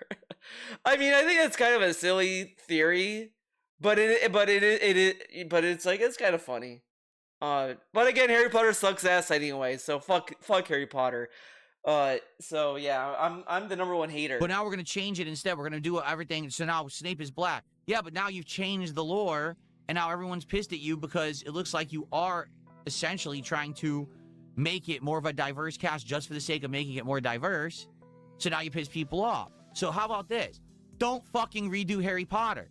We have the movies. They're great. They're still watched. But again, like, if the books didn't specify on characters race, then what does it matter? Like, what does it matter if this series wants to make it more diverse? Like, it's not like Harry Potter is based on a true story or anything. Like, he's only saying it's established in the sense of the movie trilogy, but clearly, like, the movie trilogy isn't like the Bible of Harry Potter. The books are. So if the books are like more like general or ambiguous with the character's race, gender, whatever the fuck, then the show can like explore that more and expand on that. Because again, the movies are like an hour or whatever long. You think that everything from the books were in the movies? Of course not. Like, so there's nothing intrinsically wrong with them recasting in the sense that because I don't think the books really like said, all right, Snape had beautiful white skin and black hair that was long, but his white skin was immaculate. Like, I don't think they had that line in the book, and I don't care. I don't care enough to check. Like crazy to this day, they still make tons of money. Stop fucking trying to redo things that are already done. Do and people are great. still buy these How movies? About this? Do something original. Do something new. Instead of copying what others have done because you don't have any talent, actually get talent and do something new that people want to watch, and then no one can accuse you of changing it or liberalizing it or making it woke because But guess what? That happens anyway. Literally, Pluribus came out. Great show, by the way. I love Pluribus. And everyone's like, oh, Pluribus is pretty woke, guys. You know the main character is a lesbian? And it's like, and it's kind of funny because you watch the show, literally, like, you wouldn't think, like, it's played so subtly that you probably wouldn't think they were until, like, you know, later episodes where they literally spell it out for you. Because, like, it's played, like, as a normal couple, and you're like, wow, a woman is mad at the world, and a lesbian has to save the world, and it's like, this is, like, not at all what the story's about. Like, if you actually watch Pluribus, it's actually more interesting than, a lesbian saves the world. It's more, like, it's more interesting, it's a more engaging show. Yeah, I'm a Pluribus nut. So it's really funny that, like, he's saying, yeah, if you make it new, nobody's gonna complain. These people who complain about things being woke will always complain. They will never be satisfied. You can even make a game for them, and that's not enough for them. So it's like, you know, like, he brings up Stellar Blade, by the way, as an example all the time about these people who are anti-woke and all this other shit. But just remember, there was, like, a whole controversy about them releasing costumes that were, like, somewhat censored. And the censorship is, like, they expanded a shirt to, like, cover a little bit more skin. Whoa, guys. Crazy censorship's going on. Like, why bother living? Like, you made it up, and it's the first time it's ever been there, so no one has the right to do that.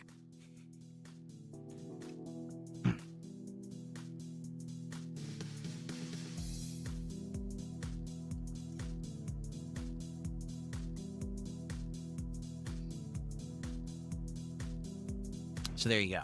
Okay. Oh my god, this is a dumb super chat. Do you think do you think there's an agenda trend though? Kratos replaced, Joel replaced, Jin replaced, Geralt being replaced? I mean, like, are you 12? Joel died in the story. Like, if you go with the notion that, like, someone's gonna get revenge on Joel, like, it makes sense for him to be killed in that regard. Kratos isn't replaced because Faye is dead. Like she's like in like whatever. Like, Kratos is still going on. Like, you know, whatever. Characters get replaced because characters grow old and die and you know, whatever. Like, you think Kratos is gonna live forever? And again, like, Jin, like, that was a one-off game, and they probably didn't want Ghost of Tsushima or the Ghost of games to be anthologies. Well, whatever, okay. Zylvania did a $5 super chat. Do you think there's an agenda trend? Kratos is being replaced, Joel is replaced, Jin Sakai is replaced, Geralt is being replaced. What do you think? First off, Geralt was always going to be replaced. We knew that. just playing Witcher 3, you knew that. Like, that was always the plan. From back, from the original days when, what was her name? Originally debuted and, he was raising her or whatever to be a Witcher. You knew that was coming. Like, this is no shock to anyone. Okay? Let's go back to Witcher 3. I started and I dropped it. We know about Neil Druckmann and his insane leftist agendas. I mean, that's literally what he's outright said. He hates Joel as a character, and he wanted to basically push as liberal as possible of agendas in Last of Us. Did he even say that? Because I feel because DSP does this a lot. Someone could say, yeah, Joel is like is not a great guy. Like, he's not a good person. Because clearly, if you think about how the first game ended, yeah, I don't think he's necessarily a good guy. Like, you're not meant to sit there and like either root for Joel, love Joel, hate Joel, whatever. Like, you can relate to the choice he made, but you can also understand that the choice he made doomed humanity. Like, so I feel Neil Druckmann like kind of said like, yeah, like Joel like did kind of doom humanity. I feel like he said something like that, and DSP's like, see, he hates Joel. It's like, you're just criticizing what he did.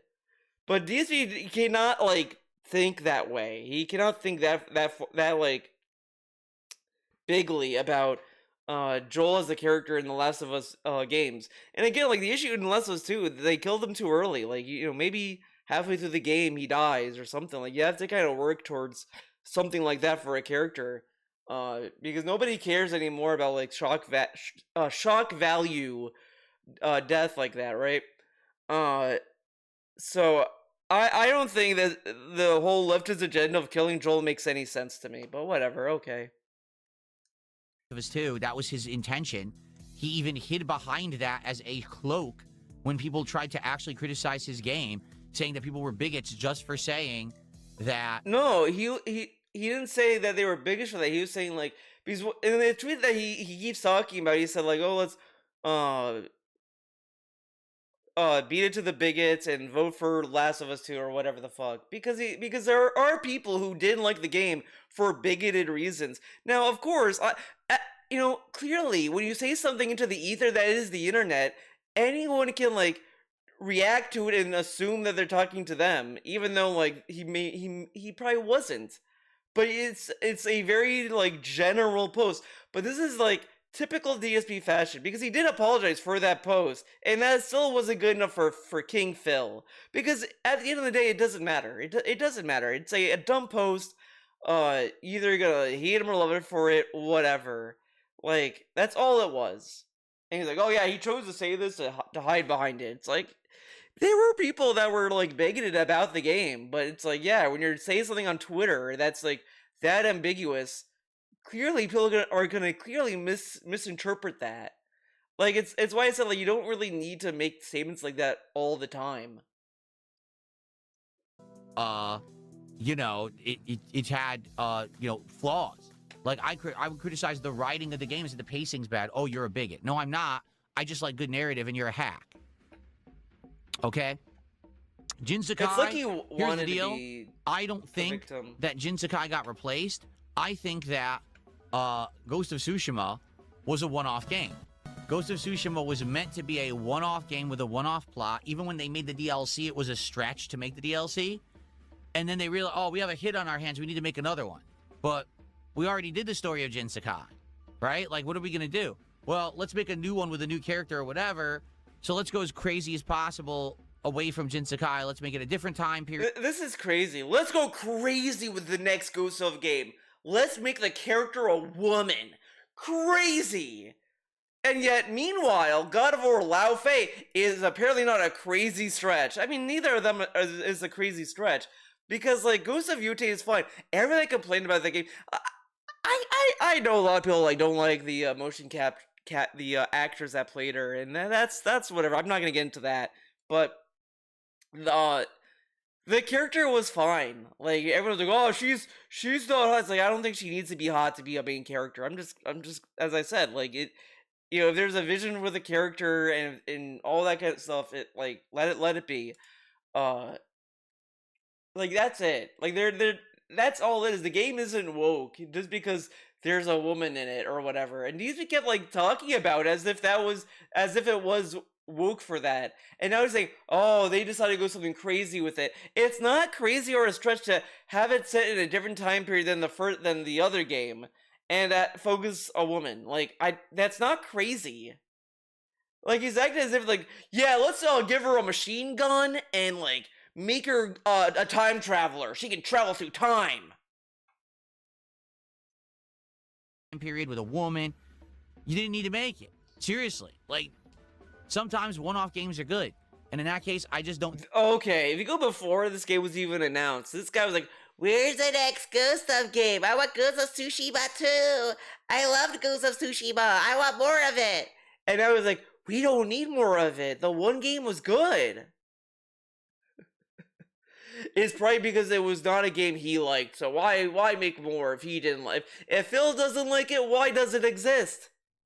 Huh? Ever thought of that? Don't think that there was going to be a sequel to Jin's story, then don't make the game at all. There was no need to make it with another character or any of that, right?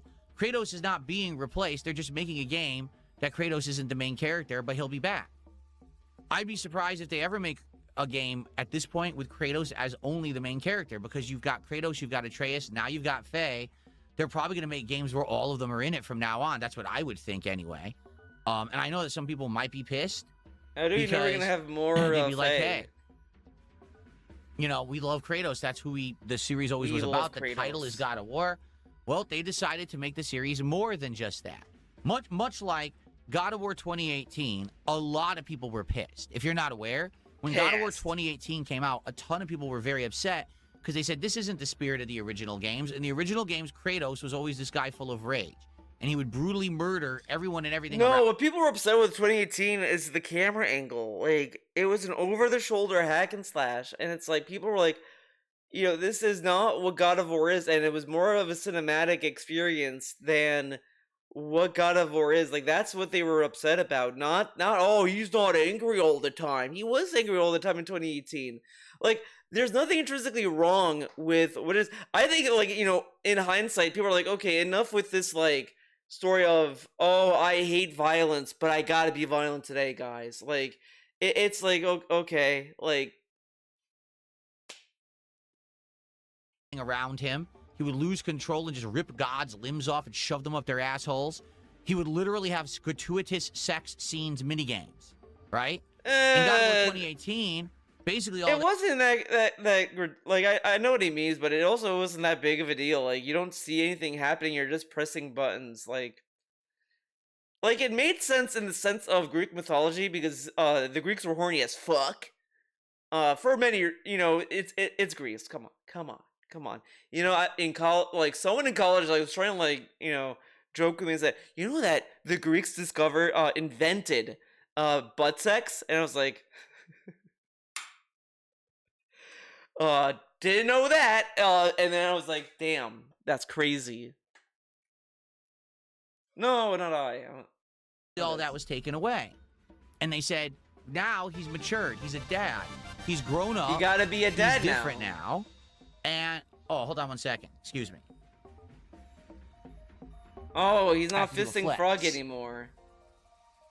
Wow, I'm proud of him. He finally learned how. Very nice, thank you. And I'll shout that out in a sec. He finally learned. He doesn't have to fist Frog to flex. Kratos has grown up. He's matured. He's learned from his mistakes. He wants to leave his past behind him. That's why he takes those chains of chaos or whatever, chains of fury, and he hides them under his house. He doesn't want anyone to even know.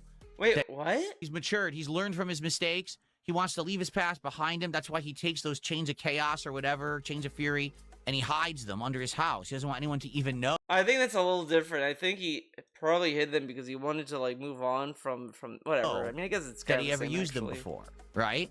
Whatever. And he wants to be a dad to Atreus. So he's grown up. Gotta be a dad. You know, that's not the character. Well, it is. That's his journey. That's his evolution. So I guess what they've decided to do is now they want to move the series into a more serious tone. They want to have a more diverse cast of characters so that there's more stories to be told. If it was always just Kratos' story, it probably wouldn't be nearly as interesting if it's also the story of Atreus, and now it's the story of Faye, and now they're going to have other characters, right?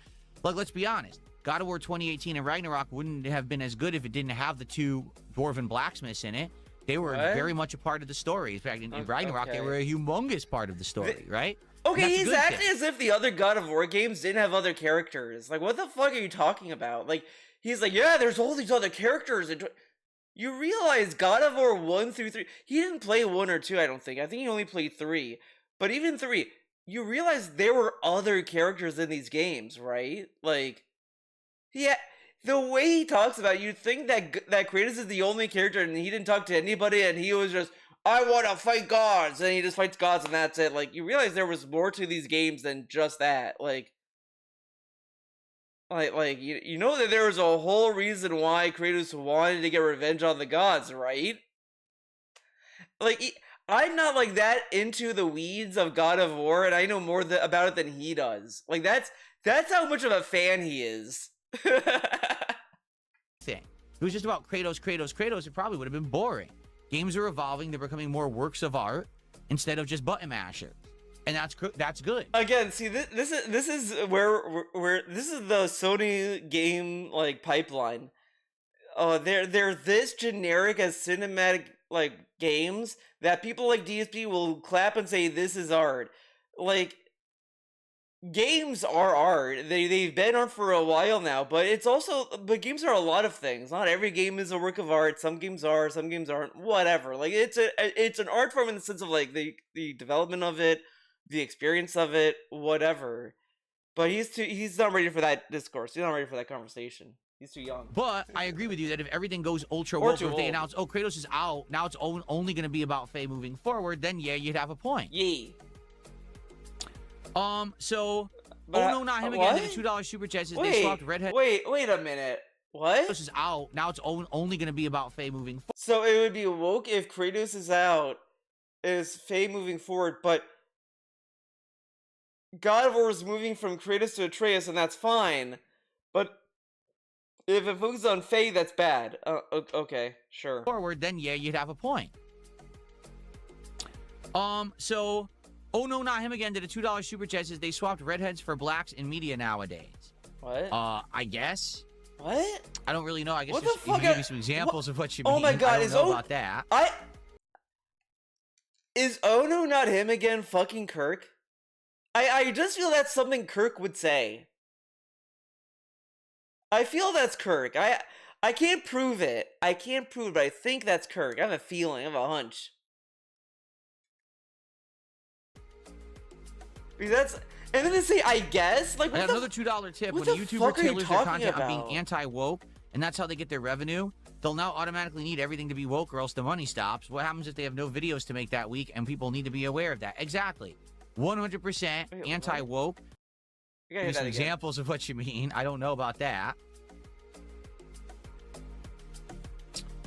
I got another $2 tip. When a YouTuber tailors their content on being anti-woke, and that's how they get their revenue, they'll now automatically need everything to be woke or else the money stops. What happens if they have no videos to make that week? It's funny that this criticism can go both ways too. But it's like that's what makes the discourse like, because I do feel like if you listen to people who like talk about it, you can kind of gauge either their intent or how genuine they are on a topic, and people can misinterpret people all the same. But it is very clear that some of these people, like the Corridor Man, obviously, or whatever, like, I just feel a lot of these anti-woke people are just doing it for clicks because it's just kind of stupid. Whatever. Let's move on. And people need to be aware of that. You're talking about this a lot. 100% culture war grifting is insanely prominent. I mean, side scrollers literally changed their entire format of their. But again, this is him grifting too. He's shitting on the side scrolls for doing this, but like he's doing it too. This is like he literally uploaded a video like that's not even distinguishable from a fucking anti-woke video. You have a nonsensical like preview. This is not even in the game. In the video. Like, why is this here? Like, why? Like, what's the significance of having this? Like, what was the point there? Like, I wonder if did he do this with these other like edited videos? Where's the Madden slap? No. See, that has that. Let's see. Where is mixtape? Where is mixtape? Where is mixtape? It might be too far back. It's too far gone. Mixtape's too far gone, guys. Okay, I don't care anymore. But this is like literally the same format as a woke as an anti-woke guy. And then you got like DSP's 1-year Switch 2 retrospective on the podcast. Is 7th guest. What about the wings? He's supposed to talk about wings. And man, his Switch 2, I'm terrified to even check it out. It's probably gonna be, well, it's stupid, Nintendo fucked up, and they made people pay for a Switch 1.5. Guarantee he's gonna call it Switch 1.5. Guarantee it. Their show from being a video game pop culture themed show that flopped and failed because no one cared about stuttering Craig talking about video games when he's insanely out of touch about them. But he's also out of touch. As I said, like he doesn't even he downplays God of War. He thinks that there's no other characters in God of War 1 through 3 that Kratos interacts with. And this is also kind of a grift. He wanted to talk about this outrage, and he kind of didn't even talk about the outrage that people are talking about. Like, he's focusing more on people being upset that the main character is a woman. But what do you think of how the character looks? Like, he has complained about characters looking ugly. He has done that. He talked about, like, how the character from Pragmata it has a butter face. Like, he has complained about characters looking ugly, but he would also hide behind, well, the character looks fine. He could say that all day, whatever. Like, it's just bizarre, and he could just say it doesn't matter. And all this is still him just saying, I don't think it's a big deal, guys. But what's his take? What do you think about all it is? Well, as long as we get more God of War, I think it's fine. Okay, but what do you think of the game? Oh, I think it's interesting. Okay, so overall, his reaction to the outrage is that people are overreacting to it. Okay, but what do you think of like the way the game is presented? What do you think of the overall state of like Sony games being like cinematic experiences? Because that is part of why people dog on Sony games. Like there are like good criticisms among the sea of nonsense that you can find. Like there are people who are very like liberal, progressive, whatever you want to call it. Like people like who share a lot of my opinions. Also, like, don't like this game simply because of it being a cinematic experience. And it's like, yeah, I get it. And he turned it into a right-wing Culture Wars grifting show. This guy did a politics channel as well, and it flopped. Like, all of his content has been shifted around, and he's a grifter. DSP is more of a grifter than side-scrollers. Side-scrollers, you know, I don't like them either, and they grift just as much as anybody else, whatever. But he is also grifting. He's grifting card packs. He doesn't care about these card packs. He doesn't plan on, like, he may care about the value to a degree, but I doubt he's gonna sell them. You're telling me he's gonna sell a card? He can't sell anything on eBay. He tells us the trolls are gonna fuck him. And he's only doing the card packs to get his fans to give him $50. He's not buying these card packs to actually play the card game. He's not getting these to be a genuine collector. He's just buying them for the spectacle. Like, it's all performative. He talks about how much he loves Metroidvanias, but he's only playing the IP cult classic games like Symphony of the Night, not Mina the Hollower, not these other indie games or whatever. He doesn't really care. He's even grifting video games. He's not playing any games that he wants to play or that games that he thinks are interesting. That's why he bitches and cries about AAA games not being interesting, because if the AAA games aren't interesting, that's bad for him. He can't make money on it. He can't play anything. But none of the games that he picks are interesting, and he doesn't seem that interested in playing them. Like, the only thing he's interested in, like, you listen to him talk about food. When he was reacting to the trailers, I almost thought we were gonna, like, put it off, because this dude went on a whole thing about eating food. This dude will talk to you, like, in vivid detail about food. Food, poop, and money. Those 3 things get him off. But video games, can't do that. He gets upset when people are like, oh, they think that this game is game of the year. How can you say that? You're the game of the year. Like, he crashed out at 007 saying, how can you say it's game of the year if it doesn't appeal to everybody?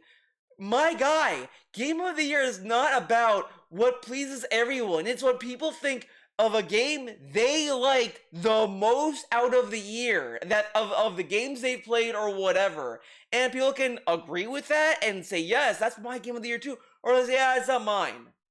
But this guy only picks games that everyone else likes because he can't have an opinion. He can't find a game he likes and defend it because he crumbles under pressure. He liked Directive 220.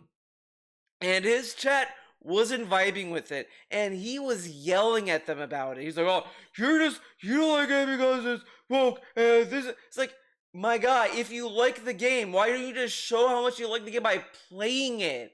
Instead of like being like a mind fuck by the chat being, this game is stupid, because half the time his chat's saying this to get under his skin. Like, there's the point when I was streaming, remember when I used to stream, guys? And I did this meme where it's like, yeah, if anyone shits on Makoto from Persona 5, I'm gonna drop the game and play Guilty Gear. So people would obviously shit on Makoto, and clearly people were doing this just to, like, for the lulz. And it's like, okay, I'm gonna play Guilty Gear. And it's like, you know, it benefited me because I like playing Guilty Gear, and I like, you know, it didn't matter to me either way. So it was just kind of like a goof. But people clearly say shit to like get him to get on these crash outs. But why does he just play these games that he likes? Oh, but it needs to get money. He played Dragon Quest VII and said, well, this is okay that it doesn't do very well because other things are doing well. Yet Directive 220 could not do well. It needs to do well for him to keep playing it. And all this stuff, like, he can't actively defend it. And then if he does like a game that his chat doesn't like, he will find a fence to sit on about it. Like, he has no passion in the games he picks, the games he plays, the games he likes. He can't do that. Every time he talks about a game, he talks about what other people say about the game before he gets to his opinion. Like, that's how meaningless his entire gaming segment is. And I guarantee you that some Switch 2 retrospective is gonna be him saying, well, as you can see, people don't really have much to say about the Switch 2. They're even playing Switch 1 games on it. Yeah, people don't buy new consoles necessarily just to play new games. It's nice to play new games, but guess what? Switch 2 had more new games on that fucking platform than the PS5 did in the first month of that game. Come on. We even talked about the quartering recently. That was his whole shtick. Culture wars grifting. You gotta say everything's woke. You gotta say everything. Oh, SJW's left, right, up, and down. So you have something to attack this week so you'll get views and make money. You know, I agree with you there. I think that there's just too much of a mentality of everything's a dollar sign and everything's a bag to be had. You know? A bag to be had.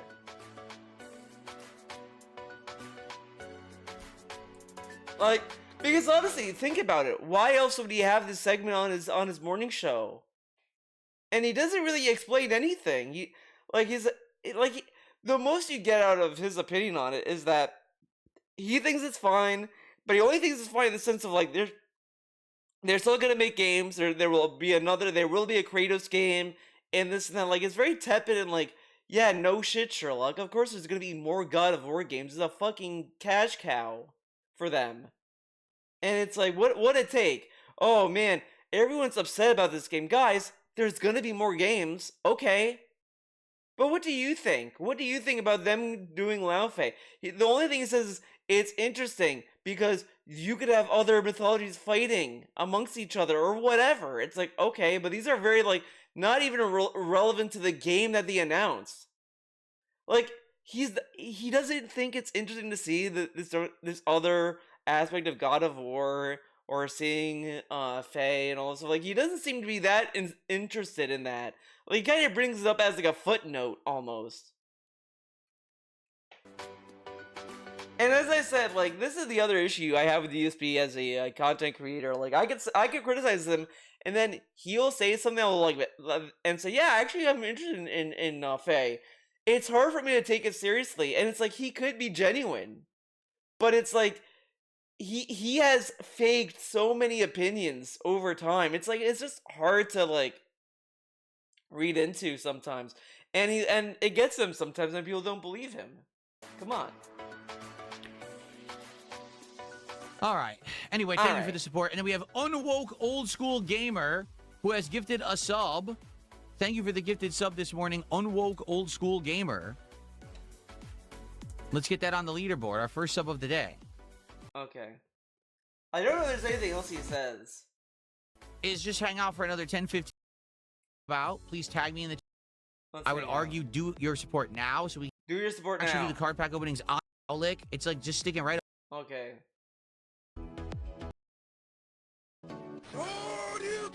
Typical Average Gamers did a $5. Okay, I don't care about this, about Bungie. He's just gonna, like, complain about this. So I don't think there's anything else. Let's, vibe check the podcast. Oh my god, is that what you're saying? It's a podcast. Because here's the truth. That first box Mega Evolution, I didn't get any 2-star gold. Oh my god. Let's go to the cold open.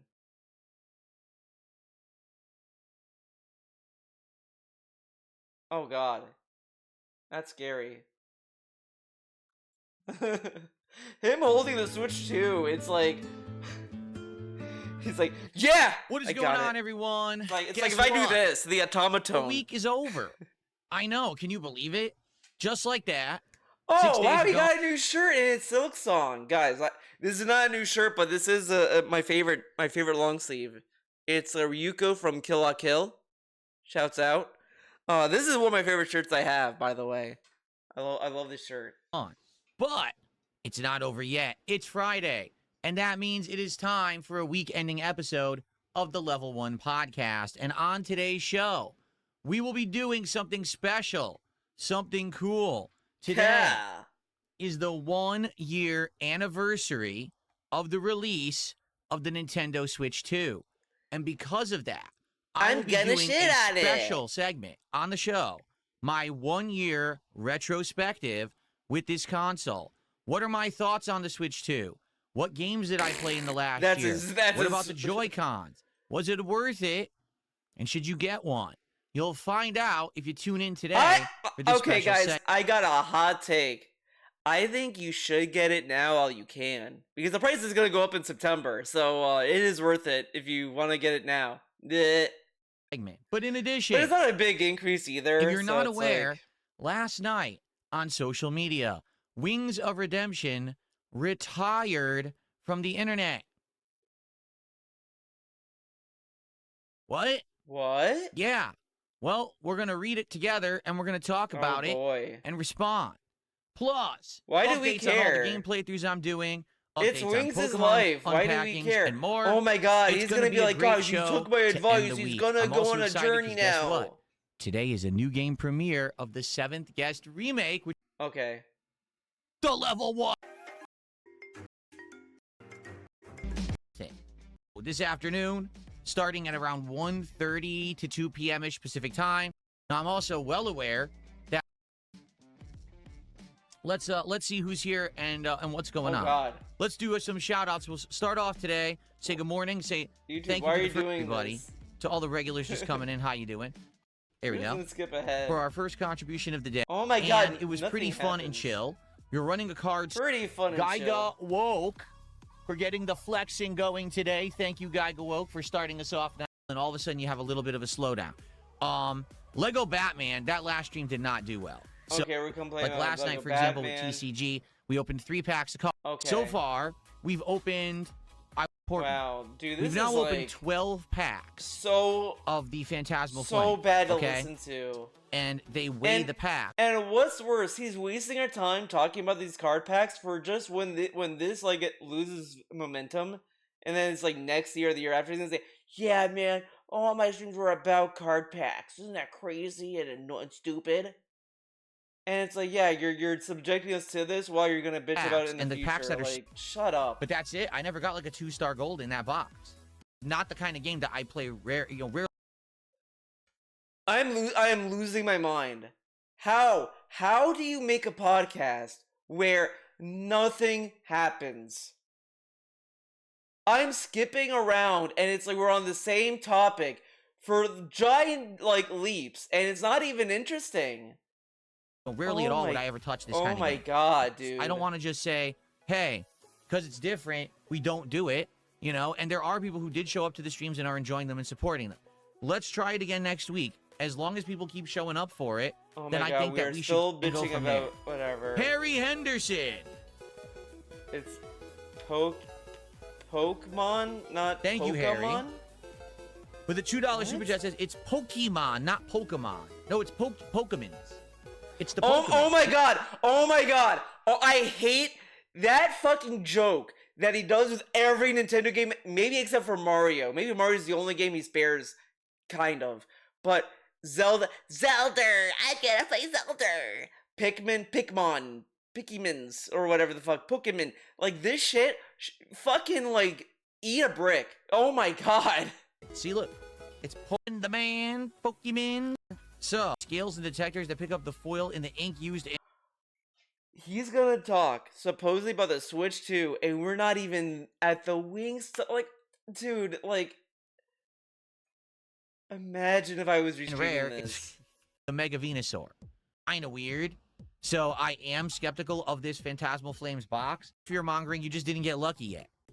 We are still talking... Okay. Oh my god. Okay. What are we gonna do? All right. So that's the schedule. Next week, are there any new games? Not particularly. That's the schedule. If you actually look at next week. Let's talk about the schedule again. We're done with the schedule. So what are we doing next week?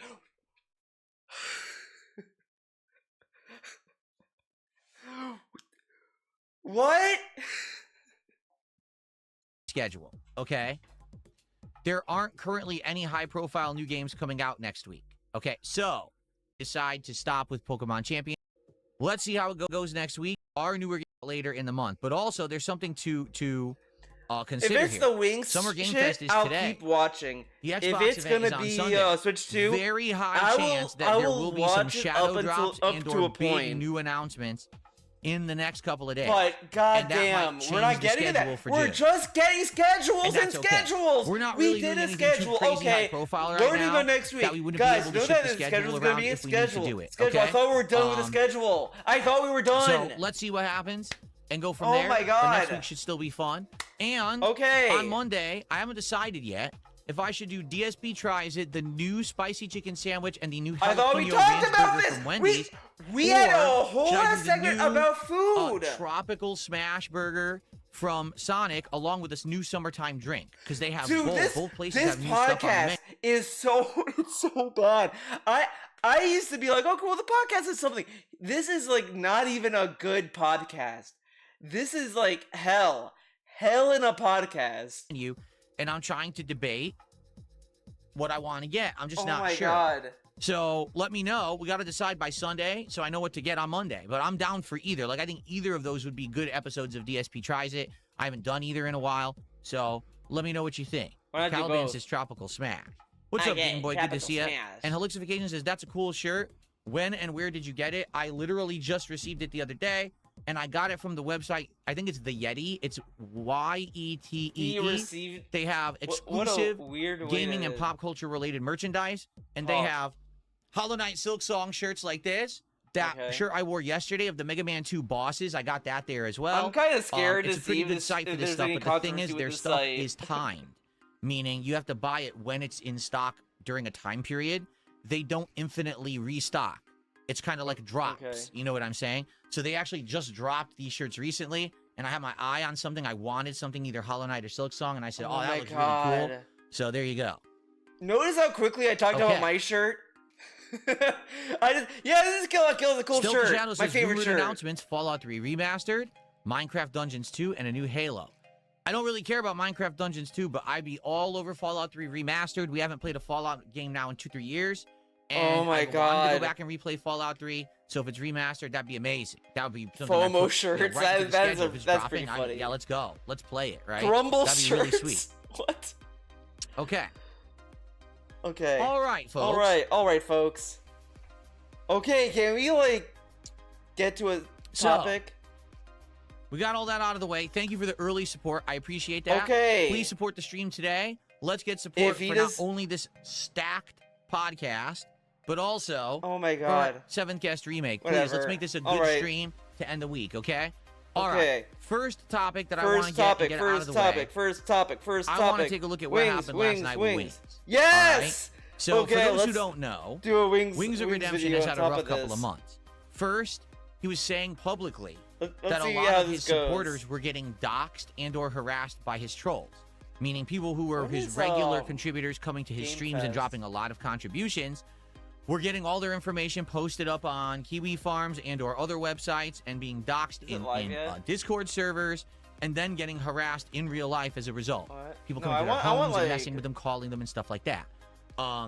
This prompted the people to basically disappear from the internet and stop supporting his content. So he joined LolCow Live again. For those who aren't aware, he had not been on LolCow Live for over a year because he wanted to stay, out of the toxicity of the show. He wanted to just do his own content, okay? But because now he felt he was going to have a big decrease. What's funny about this, again, I've said this in every time I talk about Wings in relation to DSP. In the interview DSP had with Wings, not the Pillow Talk video, I'm saying the interview we had on the Level 1 podcast, Wings said to Phil's face, I'm not opposed to going back to LolCow Live. I would never say never. I don't close doors on anything, whatever. He said something like that. He said he would still be open to going back to LolCow Live. And DSP just in one ear out the other, did not care, did not give a fuck what he said. Decrease in the income on his streams because of this happening to his big supporters. He went back to a show called LolCow Crypt. This is not the main show. This is a show that's like a morning show, and it had David Jaffe as part of the cast. David Jaffe is the game. Okay, I don't care about David Jaffe. He liked the experience. He did it for a few weeks. I think it was like 3 weeks to a month. Well, all of a sudden, a little over a week ago, out of nowhere, he announced he's off the show. And they did an announcement basically saying, well, the reason he's off the show is because he just wants to avoid internet harassment with his trolls. Well, when they announced he was off the show, he also stopped streaming entirely on his own channel. So basically, he disappeared from the internet. And then apparently he deleted his entire public Discord server where he had all his fans and viewers and mods and friends. Everyone was on there. Okay. And then last night, out of nowhere, here's the post. I guess I should say something before I disappear. I want to clear the air that I didn't quit LolCow Crypt. I was put into a position that me walking away was the best outcome. I hate seeing friends hurt, and people were attacking Jaffe and Tech in real life. Tech was the other co-host of the show.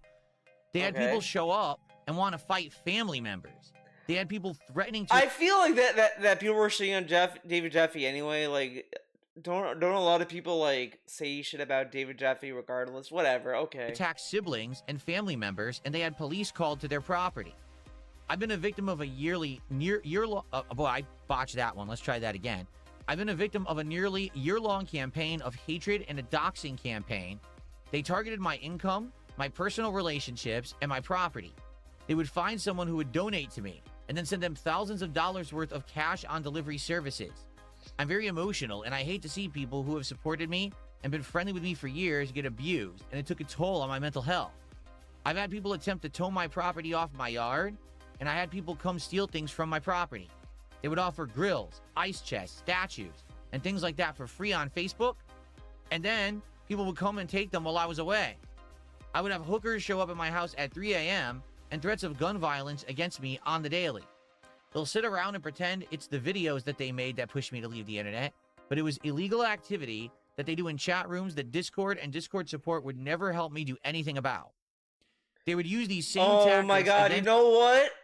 I'm gonna predict something. I think this guy DSP is gonna find a way to blame LolCow Live for this. Even though Wings is not blaming LolCow Live, he's blaming like basically just the situation that he's in with his trolls and all this shit that's going on. Like, but that's what I'm predicting. Against people around me to get them to share phone numbers and DMs and personal effects. This problem is much larger than me, since I noticed more content creators are suffering with similar groups. This is a new problem that policing hasn't caught up to yet. I'm fully aware that I'm on the back end of my career as a YouTube content creator.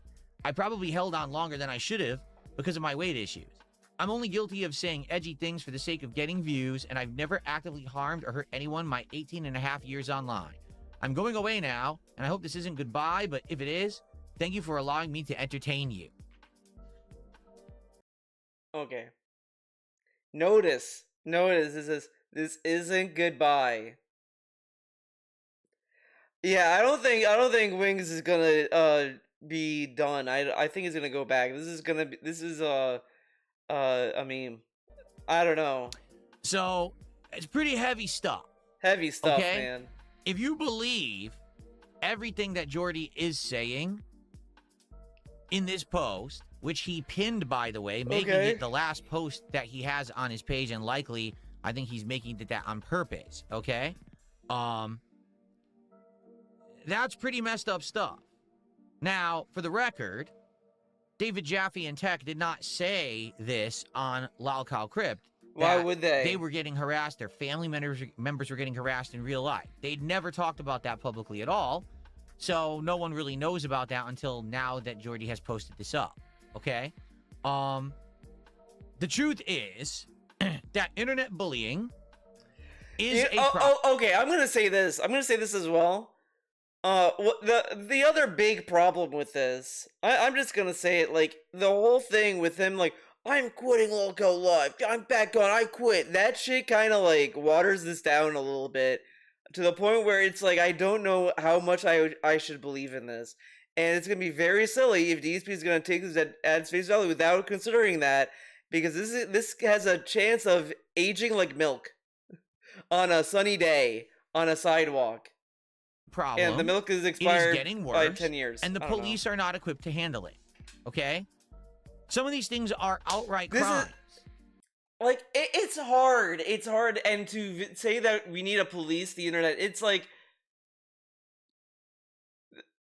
what do you want them to do? Like, you want people to give the government all these websites your driver's license and have, like, you realize that there's been data breaches with Discord in Europe that's been forced to gather IDs. Like, I'm sorry, I don't think we should be wanting any website, any government to require people to photo scan their ID, face scan, and all that. Like, come on. Okay? Some of them is just, stupid nonsense. Other stuff, organized harassment, is a crime. I don't know if people are aware of this, but it is. You cannot organize harassment against someone. It's not allowed. It's against the law. You can get restraining orders put up because of it. You can actually go after someone both criminally and civilly. You could sue them after the fact. It is not allowed. Okay? But because it's on the internet and because these people are not doing things physically to people, they're getting away with it. So, but the thing is, like, some of these things that even Wings brings up, you can trace back, though. Like, how did the hookers get sent to his house? Would the hookers not, like, say, oh, it was this person that I talked to on the phone, they sent me there and all this stuff? Because, like, whatever. I mean, maybe that might be a little different because, whatever. But you know what I mean? Like, like, some of these things they bring up are clearly crimes that require them to go there, and there's like a paper trail you could find if it's on Facebook or whatever. Like, there's ways to do this. It's tricky, I guess. But whatever. For example, let's hear what if someone actually came to Wings of Redemption's house and physically threatened him, he could call the police and have them arrested. Right. But since these people are doing things online, they are finding information and having people do mass prank phone calls, sending food to his house, having people come and try to take stuff from him and stuff like that. They're getting away with it. They're anonymous on the internet and protecting themselves from any kind of repercussions because they're not publicly doing stuff to his face. They're essentially employing means on the internet to do it, if that makes sense. Now, there's tons of people who this happens to, but the reason that you don't really hear about it is pretty simple, because the more you talk about it, the more attention it gets. And the people who act like that do it to get attention. It's actually the only reason they're doing it. Okay? They want attention for themselves. Maybe they just don't have enough attention in real life. Maybe they don't have meaningful family and friends and Oh people my who they spend time with. god. So the only kind of Okay. no reaction, then there's no point to doing it. But the fact that there's a reaction, and now you found out what you've been doing is there's some kind of warriors for justice because they're Wait, worth what? it, right? Because it This is like insane, man. actually did something. It had an impact, right? There's people who get this feeling of like there's some kind of warriors for justice. I don't think everyone that does, like, look at what Wings label. What words of justice would send hookers to someone's house? Like, yeah, these fucked up things that are going on is clearly someone trying to troll them and doing things that will, like, you know, be funny or whatever. But like the words of justice thing, like nobody's attacking Wings in that kind of way. It's all different, whatever. Because like, they're doing something mean to oh my someone God. who maybe they don't particularly like.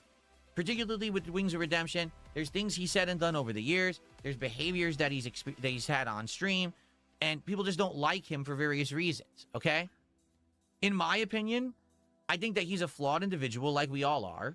I do think that there's things that he's said and done that were wrong, but I don't think that he deserves to be systematically harassed to the point where his life is miserable and now he's forced off the internet. Okay, that's my take. You can completely Okay. disagree. And that's your prerogative to judge for yourself. That's life. We all agree to disagree, and we have But DSP basically told Wings should go offline as well. Like Wings. DSP basically told him that too. our own takes on stuff. But I've had some But interactions okay. with the guy. All right. I don't think that he's Satan. I don't think that he's a horrendous person. Whoa, guys, DSP doesn't think Wings is Satan. Holy shit. Damn. That changes my outlook too. Damn. Now that DSP said that, I get it, man. Yeah. I think that deep. a lot of deep his thoughts. suffering is his own doing, meaning he puts himself in a vicious cycle with his actions, and he gets stuck in this cycle forever. And despite the fact that he's had many chances to get out of his cycle, he's the reason he's still there. Okay? Right. He tends to always blame others rather than himself, but I do think he has to learn to take responsibility for himself for a lot of the mistakes that he keeps making over and over and over and over and over and over. All right? All right. But, yes, there are some people who have been basically A-logging him like crazy and have had a distinct focus on getting him off the internet, and now it looks like it may have actually happened. Okay? So, I feel bad that this guy can't make a living on the internet because people are essentially doing things that are messed up and likely illegal. Okay? Likely. It just sucks that Likely illegal. it's come to this. Ah, yes. It's very contentious right about when he people says going something to his down here. house and doing stuff that he didn't says, invite them to. This is a That's new likely problem that policing hasn't illegal. caught up to yet. I think... I guess I clicked on it and opened it again. It opened it twice. Here you go. I think policing eventually will. I just don't think it's going to happen in our, like, lifetimes. You know what I'm saying? I don't think so. I think that we're at a point where... But if they're now a doing lot more something people- tangible, they could get them arrested, though. Like, there's one thing if it's like, oh, this guy said I'm a doo-doo head, and it's another for them to go to his house. Like, these are, like, different things. Oh, people are okay. eternally online, meaning their entire meaningful livelihoods and or lives are spent online, that to some people, this digital space is more real than the real life that's right outside their window. That's kind of a scary thought to really think about that virtual space for a lot of people is existence, while the real life around them isn't. Dude, he used to argue that the internet is real. I mean, I know what he means, in both instances, obviously, but it's like, yeah, there are people who take online shit too seriously. Sometimes they just kind of like, either spiral or they just like, whatever. Sometimes like you just have to like step back a little bit. Like I may be like, on Twitter outspoken about some things and maybe I don't have the full picture on something, but I also don't like, I don't like carry myself like that in real life either. Like there's like some difference. Like I may have like, you know, an overall thought on something that's not like specific or detailed, but it's just something that's like, oh yeah, I think about this is what I believe in or whatever. But it's like I try just to say this is just my view. I don't like, you know, whatever. It is what it is. They wish they could just be in the virtual space all day. And that's really what's led to people who systematically harass and bully people online, eternally online, you know? I just don't think that modern law enforcement has any capacity to handle this because they're not seeing it as a big issue when in reality, I actually believe we have communities of tens of thousands of people online that are thinking that actual organized harassment is fine when it's not. Organized harassment is illegal. I don't know if you're aware of this. It is 100% illegal. You can't do it. Not allowed. But no law enforcement is really going after it. The only times really that law enforcement has gone after it is if it resulted in a physical altercation in real life or swatting. Because a lot of people have been swatted. But see, those things matter. But if I say, like, you're a doo-doo head, like, why should the police get involved for that? Like, that's why I think, like, people should just use the block feature on any website. Like, that's why I think the block feature on Twitter is stupid. Like, just let people, like, block them and not have them, like... And that's also, at the same time, why I think Twitter should have circles again. Like, it's so obvious Elon just doesn't want people to have their own little, like, communities. And he wants to be involved with everybody's, like, nonsense. But, like, it's just block people if you don't want to deal with them. Like, there just feel that it's like at some point it's like I'm just gonna block. I can't like deal with this sometimes, and it's like I'm just gonna block and move on and do something else because it's my Twitter account. You know, I don't have to like tailor my account to other people's experience. It's my account. I get to do what I want to do with it. If I want to spam photos of my rabbit or Tiago and Yuxi, I'm gonna fucking do it, and you can eat it. And some people have gotten seriously injured as a result. Therefore, the swatting stuff is getting taken seriously. But outside of that, all the other kind of things that he's bringing up here, again, systematically doxing and harassing his contributors, going to their homes, sending them things they didn't order, stealing stuff off of his property, stuff like that. The police just can't handle it. How can they? Okay, but they're not. How can the police not handle people like taking stuff off his property? Like, wouldn't there be like a person there to talk to, and then they can like figure out who sent the tow truck or whatever? Like, come on. They've outright said we don't have the capacity to do this. You know, years ago. Now this was a long time ago, so who knows if this applies today? But years ago, I spoke with my local law enforcement about online bullying and harassment. And I said, is there anything that could ever be done about this stuff? And they said, basically, no. We're already stretched to the limit with what we're allowed to do. You know, we don't have time to go after online bullies. You know, there's nothing we can really do about it, even if they're breaking the law, you know. And then they referred me to the FBI, who I did try to contact, and they never responded. Imagine this dude. Imagine you're an FBI agent and you get a call by this guy. It's this automatic voicemail. Hi, FBI. There's a YouTuber on the internet that said I jerked it. Can you like do something? So they don't really care about this stuff, you know. So it really sucks because here's my take. All right. It gets to the point where you have to find a way to deal with it. And for me, it has never ended. I want to make this abundantly clear to all of you, okay?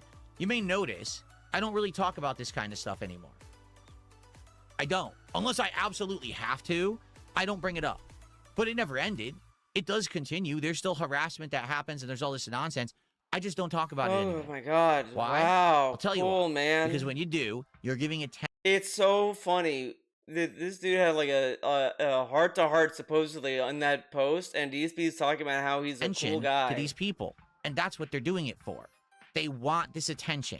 So the more you bring it up, the more that you promote it, the more that you talk about it, even if you're bringing it up in a way to say, oh, woe is me, it sucks, it's happening to me, feel bad for me, and that may temporarily benefit you, it doesn't benefit you in the long run, because then those people feel like, oh, I actually did have a negative impact on this person. I'll keep going. I'll redouble my efforts. I'll go even further. I'll push it just a little further to mess with this guy just a little more.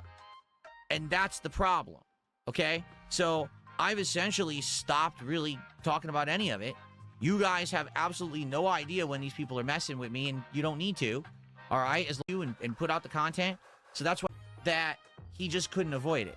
So I've already said this before, and I'm going to say it again. Right. What in the holy hell are we listening to right now? Hold on one second. Okay. Okay? That was so bad, I had to thumb it down. He had to thumb it down, guys. He had to. And give me 1 second, because if you haven't noticed, with my... Oh my god, we are... Cool. Okay. A YouTuber, or whatever it may be, do a very, very... strong effort, as much as you can, because I know nothing's foolproof in this day and age. You must make a concerted effort to hide your real-life identity, okay? Right now, if you're sitting in either of my chat rooms, or if you're watching this on demand in your media, okay, online, okay, no one's ever going to do anything. Okay. Or that comment section, you might be chatting and having a good time that they don't like. They may actually not like you and actually try to harass you for no good reason. Okay, guys, when you're talking to strangers online, be sure to give them your social security number, your address, and also be sure to tell them that shit on them too. After you give them all this sensitive information, tell them they suck ass and you hate them, and then threaten them. Do all of that. And then say LOL at the end. Like, some of this is like a no-brainer, but at the same time, it's like, I don't like Wings of Redemption is not like his given name, like, you know, whatever. I don't know how to describe it, but because these people don't have reason. These are not normal people who have lives, friends, relationships, jobs, and things that are positive that they care about. These people literally live online. Really try to hurt you. All kinds of bullshit that you don't need. No. And people ask me, hey, Phil. Hey, Phil. Do you have a Discord? Will you ever make a fan Discord? Will you ever get... No.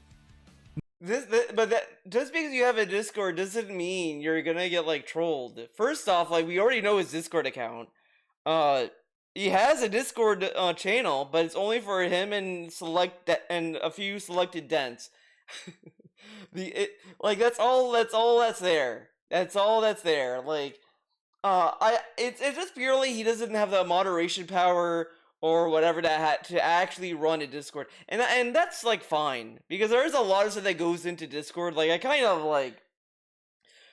used to have one. I'm kind of debating deleting it, to be honest, because like not a lot of people use it, and I don't think it's like that good. I kind of deleted it from like my bio, removed it from my Patreon, because it's like, yeah, I don't think I need this connectivity, because it's like no one really cares, and that's fine, you know. Sometimes it's like I do it because it's like I think this is like a good benefit to have, but it's like it didn't offer anything.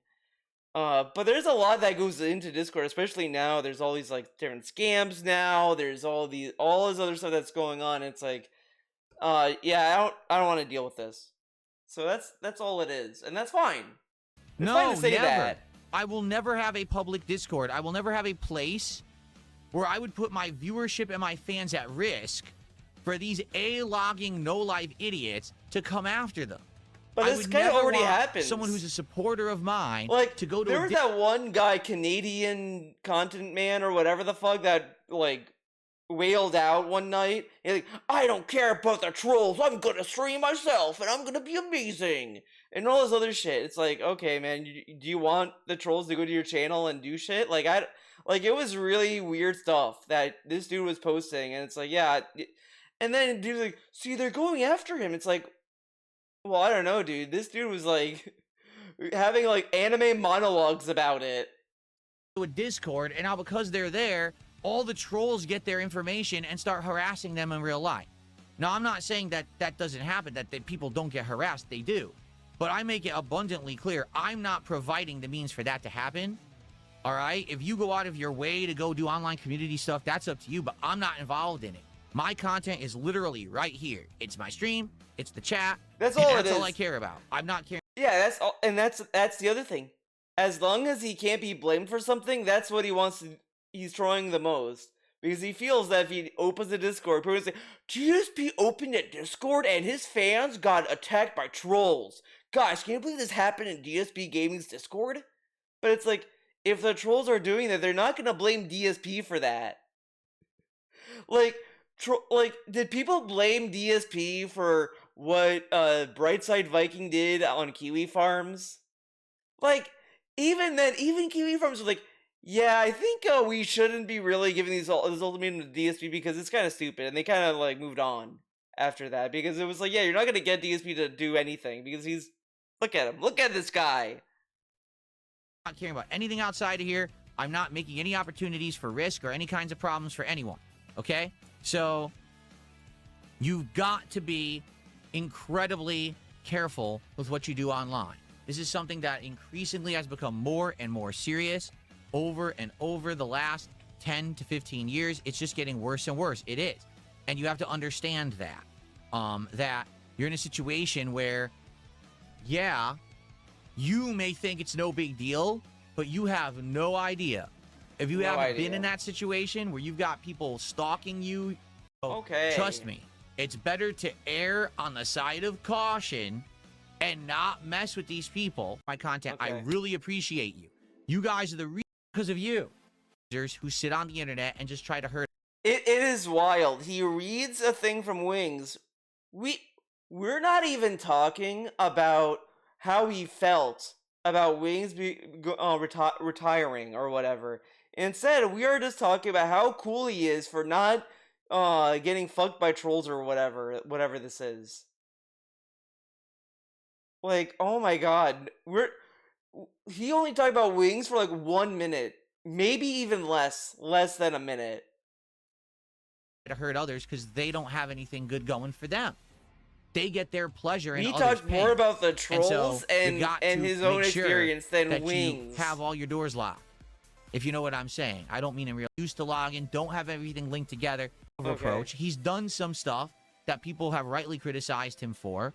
And like I said, I do feel like his cycle of problems and failures in a lot of ways are his own doing. He's had ample opportunities to get out of the situations that he seems to be stuck in. He wants to be stuck in it. Because if he didn't want to... What the fuck?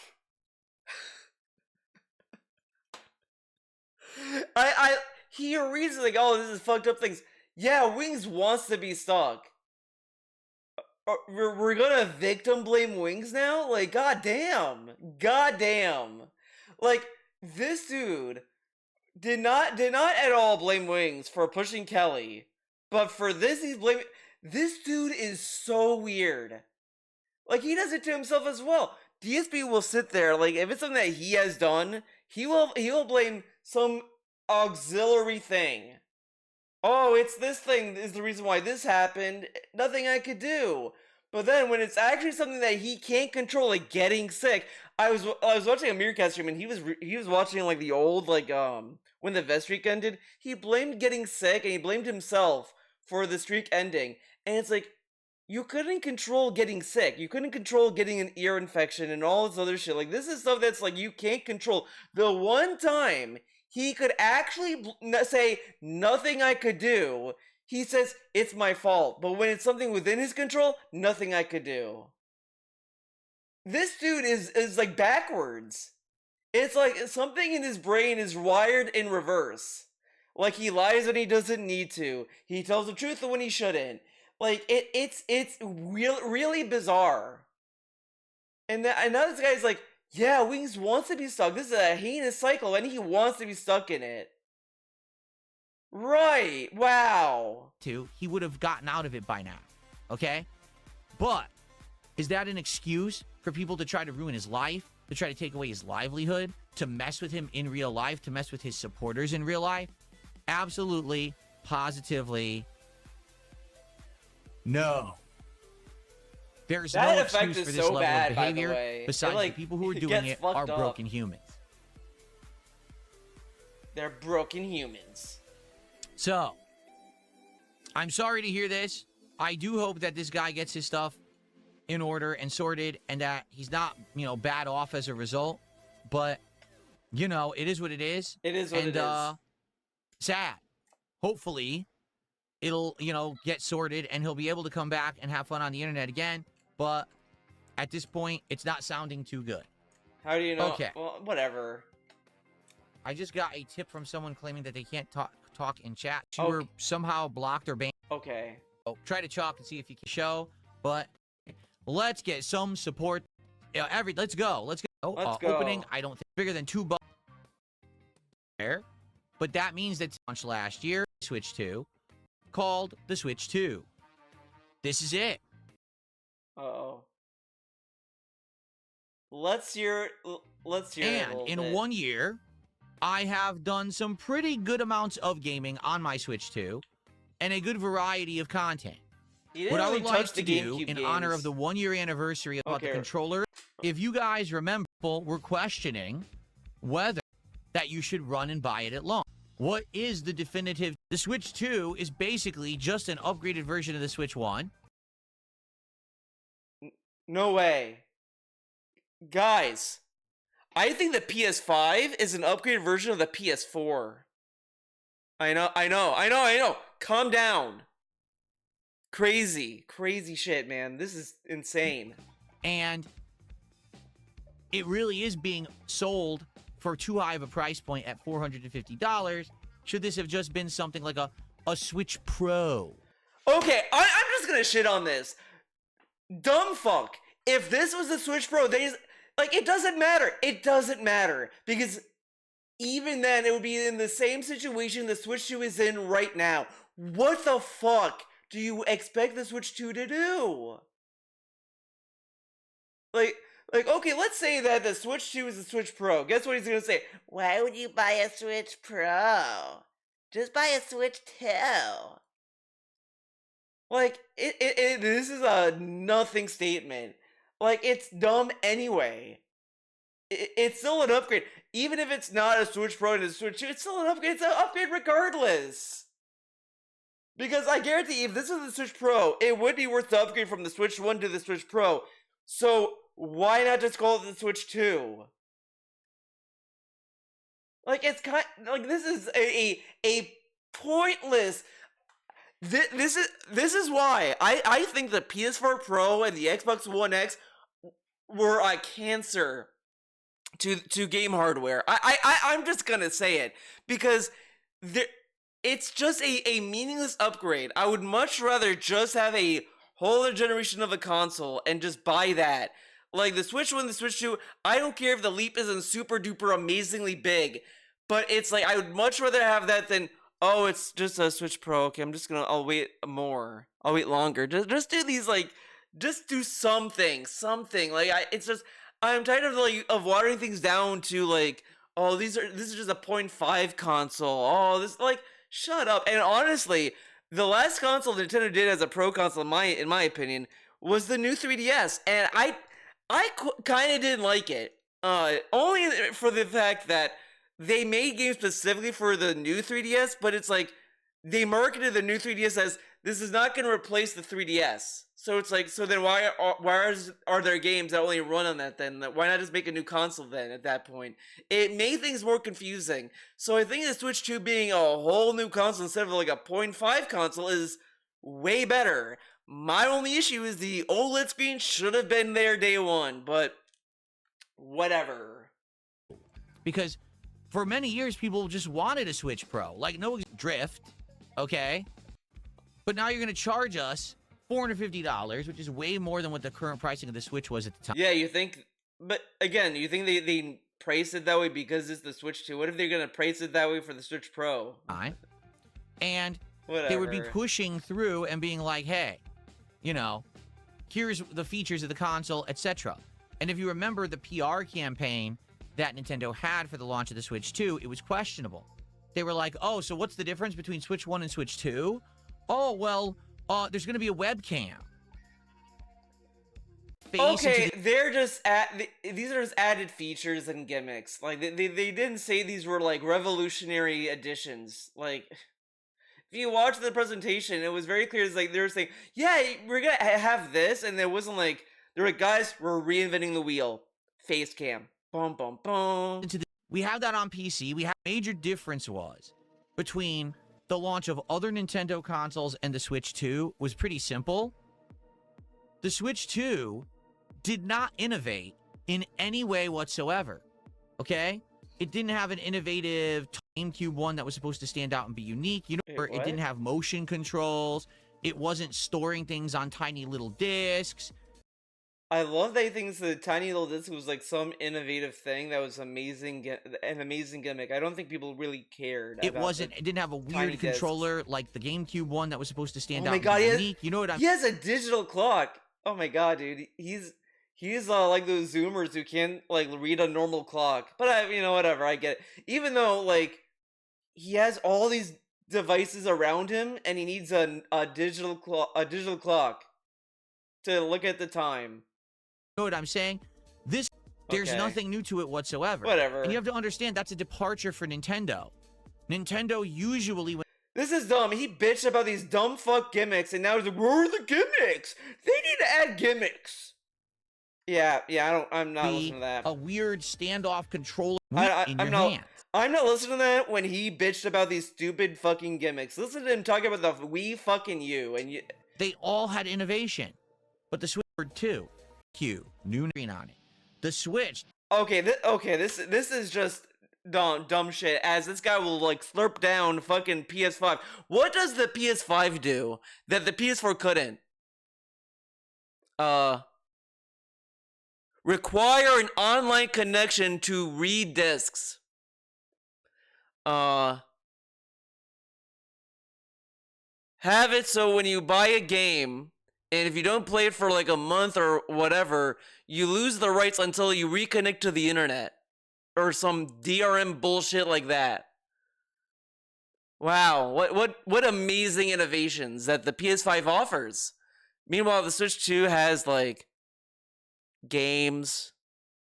You can download the highest controversy the Switch 2 has, the biggest controversy of all, the granddaddy controversy, are game key cards.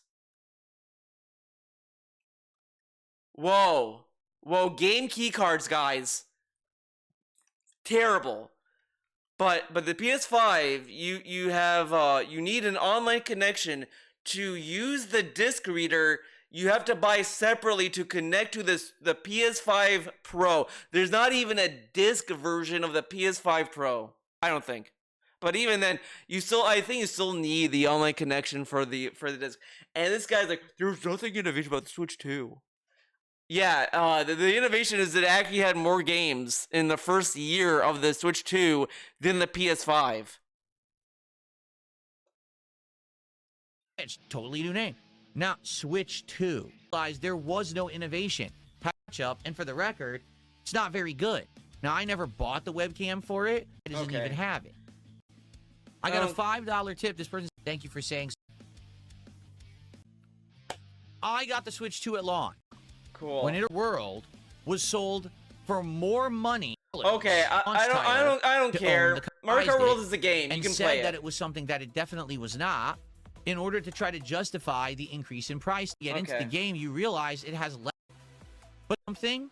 Wow, Nintendo wants money. Oh, that's, I guess, the other granddaddy controversy is that Nintendo likes money.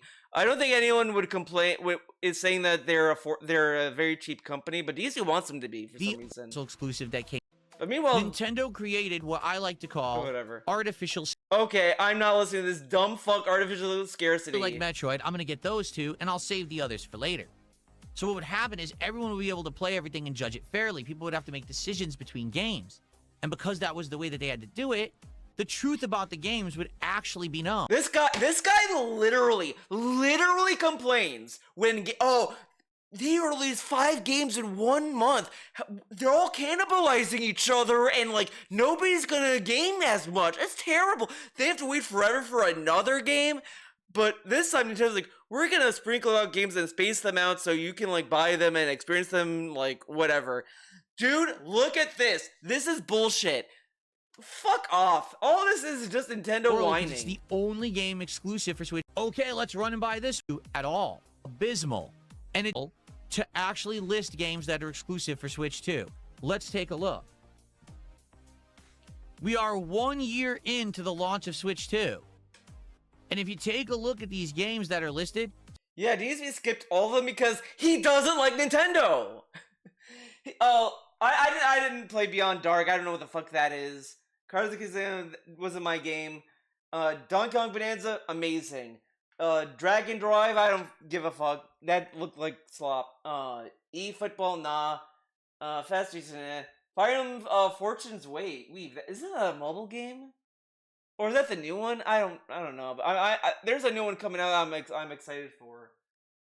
Yeah, it's not even out yet. I think that's the new one. But whatever. Then there's Hyrule Warriors: Age of Imprisonment, which is fine. It's a solid game. I didn't continue playing it, but it's fine. Kirby Air Riders. I liked it, but I didn't understand. The game was too big brain for me.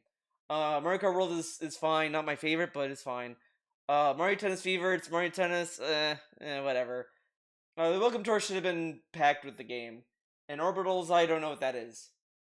But that's not even out yet. Some of these games are not even out yet. Some of these aren't even out yet. Oh. Beyond the Dark Knight Watch doesn't even have a release date, yet they list it like it's out. Card and Casino. Wow, what a great exclusive. Donkey Kong. This guy plays all this dumb fucking indie slop on his streams. Like fucking TCG, Game Simulator. And I know I'm being mean about these simulator games. I'm sure people like them and all this other stuff, but watching DSP play all of these sim games, they just look the same. Like I think they're finding a vacuum and this that, but he just kind of just got me to the point where I don't want to look at them anymore. Like I get offended by looking at them. Kong Bonanza, which we just talked about. Drag X Drive. Did you hear about that one? I didn't. What the hell is it? Who knows? Oh, it's the wheelchair game. Football Kickoff. Huh? Okay, this is tough. I mean, some of these games are not even Nintendo games. Some of these are other developers, and he's like, "Yeah, look at these. These are not like ever mention it ever again, as if it never existed." Or anyone talk about Air Riders either? It kind of no people talk about Kirby Air Riders. Shut up. Came and went. Mario Kart World we've already talked about. Mario Tennis Fever. Now there's always a Mario Tennis game for every single Switch 2 Welcome Tour. Which anyone could figure insight as if it's out as an exclusive characters, but a lot of people say it plays more like Minecraft Builders. I didn't play that one, but that one actually sold millions of copies. Builders, why? By the way. Because it's a rare Switch 2 exclusive. Because it's timed to... Wasn't that also a Switch 1 game? Whatever. It shouldn't be on this list. Pool Room Billiards. How many people actually played that? Shine Post Be Your Idol apparently came out today. Or, no, last year. Did anyone even know what that was? Survival. Dude, this is dumb. I could look at games on the PS5 and say, I don't know what that is. What's that game? That game is stupid. Kids. Like, this is so negative. It is insane. Like, and this dude wasted money on this console. Like, anybody with a brain would have said, DSP, just skip it. You don't need Nintendo in your life anymore. Hungry dinosaurs. And she's listening to K-pop music. Oh my god, and then he's bitching about this game. I don't care. It is a very child-oriented platformer.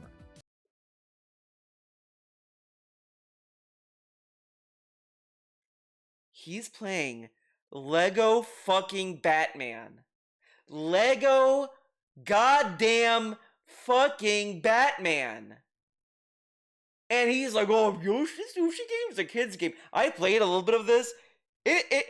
There's no super challenge, but I think it's like the whole point is you're going to levels and you're just exploring and looking at animals or whatever. Like it's not necessarily like a pure platformer. But people like DSP, they think that Nintendo is a one-trick pony, and anything with Mario and the Mario universe are all platformers. They cannot experiment with any other design choice or whatever. And this guy will then play a Mario game. Why do you say it's kiddie? Everyone can play it.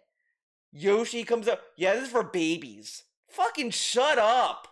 Like, at least play the game, but it's at a point where if you like demand him to play the game, he's gonna be like, he's just gonna go with bad vibes. This dude is so fucking toxic, and it's like, why even bother considering a Switch 2? Why did he want to buy 2 Switch 2s? You wanna know why? Because he was gonna buy the second one for Kat, which is a waste of money when he could just have her play the one he's not playing right now. Like, come on. So, half the games listed aren't even out yet. The Nintendo fan site is struggling to list exclusives because there are none. The console is 1 year old. 1 year. And I'm just gonna say it. Maybe I'm a Nintendo fanboy, but I think it had a better year than the PlayStation 5. Yeah, call me crazy. I have turned on my Switch 2 more than the Switch 1. I have played more games on the Switch 2 than the Switch 1, and I enjoyed playing the games. I like the online service as far as to play GameCube games and all this. Whatever. And this dude is like, I get that the Switch 2 isn't necessarily like a perfect console, and I don't think that's like the best Nintendo console. But this dude is acting as if this is like the worst thing Nintendo ever put out in their career. Like, go back to the Wii U era and tell me how bad this is. Like, honestly, go back and look at the Wii U era of Nintendo and tell me with a straight face that the Wii U was the best thing Nintendo ever put out and had the best library ever. Year 1. Are none, and the few that are here are incredibly underwhelming. In fact, let's continue on and let's talk about the next big exclusive that actually came out for Switch 2, Donkey Kong Bonanza. So, Mario Kart World came out and promised a huge light. The game didn't feel like and implement the timing of items than it was actually. Okay, I don't care about Mario Kart. He bitches about item usage. I'm sure there's an issue with the balancing, but who cares? But it actually is a 4-hour game. You break things. They're barely used in the game. Okay, he did not do the endgame stuff at all. I've tried the endgame stuff and I got filtered. It's actually pretty hard. Because, like, as I said, the only criticism I kind of agree with is that I wish they kind of had you use these power-ups more frequently in the game. Like, you kind of don't need to use them, which kind of makes the endgame challenge not that fun. In comparison, like the ostrich power, I don't know how to use it. And it's like, yeah, I never used it as much in the game. Like, that's the only thing I would criticize. I like the game overall. But yeah. There's very few times when you really need them. Then about 15 hours of repetition that's never seen. I'm purposefully not going to spoil the ending of Donkey Kong Bonanza, because if I did, it would actually ruin the game for those who would maybe want to play it in 2 hours from the intro and 2 hours at the end. 15 hours of console at the time. I don't care. Donkey Kong Bonanza. But no one said that because they were so busy being Nintendo fanboys. And wait, what? Super Mario Odyssey was leaps and bounds. Okay, I'm tired of the fucking Mario Odyssey dick sucking. I like Mario Odyssey, but I do not think it's that good. Like, there were a lot of levels I do not like in that game. Out of all the Mario games like, it's better than Mario Sunshine, but you're telling me the fucking Cake World was good? Or whatever? Like, no. And couldn't see the Forest HD upscaling remake that also could be played on the Switch. And to my knowledge, 2 was Super Mario Galaxy 2. Now, this was an HD upscaling remake that also could be played on the Switch. And to my knowledge, actually played identically on the Switch as it did with the Switch 2. Okay. I was holding the thumbstick in a direction, would start to run in a better than 2, and I know some people disagree with me there, but it was a game. It's not a flaw of this port. It's just the game itself. Overall, sometimes Mario, as I was holding the thumbstick in a direction, would start to run in a circle, and I think that's because of the nature of the controls of the game. No, I think it's the port. I played Mario Galaxy 1 and 2 on the Wii. Not recently though, but I don't think Mario ever did that in the Wii port. But it's not fun, he can think whatever he wants. It wasn't a console exclusive, but it performed fine. Incredibly long playthrough for me because my viewers really like Pokemon. Switch exclusive. And that game ran incredibly poorly. It was very low frame rate. Enjoyed it. Now, here's the thing. The previous game, Pokemon Scarlet and Violet, had been a Switch exclusive. When Pokemon Legends ZA came out on Switch 2, everyone said, hey, since this is on Switch 2 now, is it going to run better than Scarlet and Violet ran on the Switch 1? Will it be a better Pokemon experience? Well, I can answer this honestly. The answer is yes. It was a better graphical experience. They were better. There wasn't slows of that. You never really had a large drop where things would pop back, that there would have been graphical problems. And I'll just say that overall, it's turn-based. All you really do is really plan out your moves, and you can try to do status ailments and things, and they matter. In Pokemon Legends ZA, everything's happening strategically. For me, he's not a turn-based game. You could have played it on the original Switch. Long time if you're not aware. I don't care. Because when you play Metroid Prime 4, immediately the game opens with the feeling that this isn't even Metroid Prime. You appear to feel like the gameplay elements aren't very interesting. It's like a top, like you're fighting some cheesy for around 4 hours. I quit it. He couldn't even figure out that boss fight. Like, he struggled on that spinning top boss fight. You had to, like, throw bombs at him or some shit like that. I couldn't stop. This series used to be and he couldn't figure it out. Big Switch 2 exclusive for 2025. 3 miserable failures. Mario Kart World. Okay, I mean... Donkey Kong Bonanza. Sure. And Metroid Prime 4. All 3 games that were supposed to be the system sellers for this guy. Continuing into this year, we had the launch of the Virtual Boy. Simulated 3D. Oh my god, dude. I don't know what he was expecting with the Virtual Boy. Now, I did actually get it, but the problem was that you cannot broadcast it to an audience or actually owning a Virtual Boy in the 19L. Yeah, the Virtual Boy is not made for streamers. It's made for people who want to collect it and play for free. Virtual But it's kind of disappointing games, in reality. Okay. Didn't actually excel at anything. Pretty. But you know what he's not talking about? And I think it's kind of cool. You can actually play Final Fantasy VII Remake and Rebirth on the Switch 2. You can also play Pragmata on the Switch 2. Like, some of these, like, ports were actually pretty good on the console. Yeah, they're compromised and all that, but they are actually pretty good ports for considering the hardware. Continuing on. The next game I played was Pokemon Fire Red. Yeah. Oh, okay, okay. Price tag. It was a blatant attempt of Nintendo to... And guess what? He's gonna buy another $20 port if they do it again. Nintendo one catalog, like a free to play. Dude, like other companies do this, and it's like I love people act as if Nintendo discovered this, and it's like no, other people do this too. I mean, it's bad, sure, and they have like a suite of games they could have like put this on, but like people act as if like $20 was crazy when I've seen a lot of play games that has a guide. All you do is go into the game and pull Pokemon, unlock moveset, talking about Pokemon Champions, and it's clearly a mobile game. Like, why are you like judging it like a console game when it's a mobile game? Redouble your efforts and win matches so that you can actually get a win streak of tiers of the game. But eventually, you'll be in the game. So I've just reasoned it's a really tough match and it goes back. It's free, and Pokemon in from Pokemon, big of a deal. I don't think many people are paying attention outside of a few more retro games that I played on Nintendo Switch Online. That's all I've played on my Switch 2 in a whole year. He didn't play the GameCube games. Where's Luigi's Mansion? And exclusives were Mario Kart Waker? World, Donkey Kong Bonanza, and Metroid Prime 4. And there hasn't been another big exclusive since then. And there has been no real reason to play this besides Pokemon games that I could have been playing. What big Sony game did he play recently? What big Naughty Dog game did he play recently? Nothing. You only play big Capcom games. And again, it's Summer Game Fest season. Nintendo Direct is probably around the corner. They already announced that that Fire Emblem's coming out. And he's like, yeah, there's nothing new coming out. Yeah, nobody's talking about the Fire Emblem game, I guess. I guess I'm the only one on the planet who's talking about the new Fire Emblem game. Yeah, I'm a big Fire Emblem fan, I've been playing on my regular Switch anyway. So, in reality, 1 year in, is there a reason to have a Switch 2? Well, unless you want one of the 3 console exclusives I just mentioned.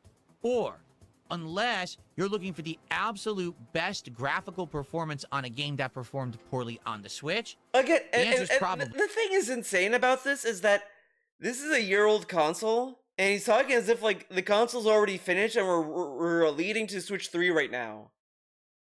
Like, I think it's worthwhile buying the Switch 2 like now, whenever you want, because there is gonna eventually be more games. Like, call me crazy, but I think Nintendo's gonna make more games for the Switch 2. Like, it already has a better library at launch than the fucking Wii U. Come on. Probably no. But I do think that there is an audience that would really appreciate this. For example, Pokemon fans who really were disappointed by the performance of Pokemon Scarlet and Violet on the Switch. To play the games, you shouldn't even bother playing them on Switch 1, but should exclusively to do the DLCs. I didn't. Positive thing that I would like to see. I remember on the Switch 1, positive, that I feel should be called out. The Joy-Cons are pretty good. I remember on the Switch 1, playing on the Joy-Con, a good controller. It never felt sad and Metroid Prime 4 with these Joy-Cons, and they worked absolutely fine. They're actually quite good as a controller this time. Oh my god, his face looks so funny in the reflection.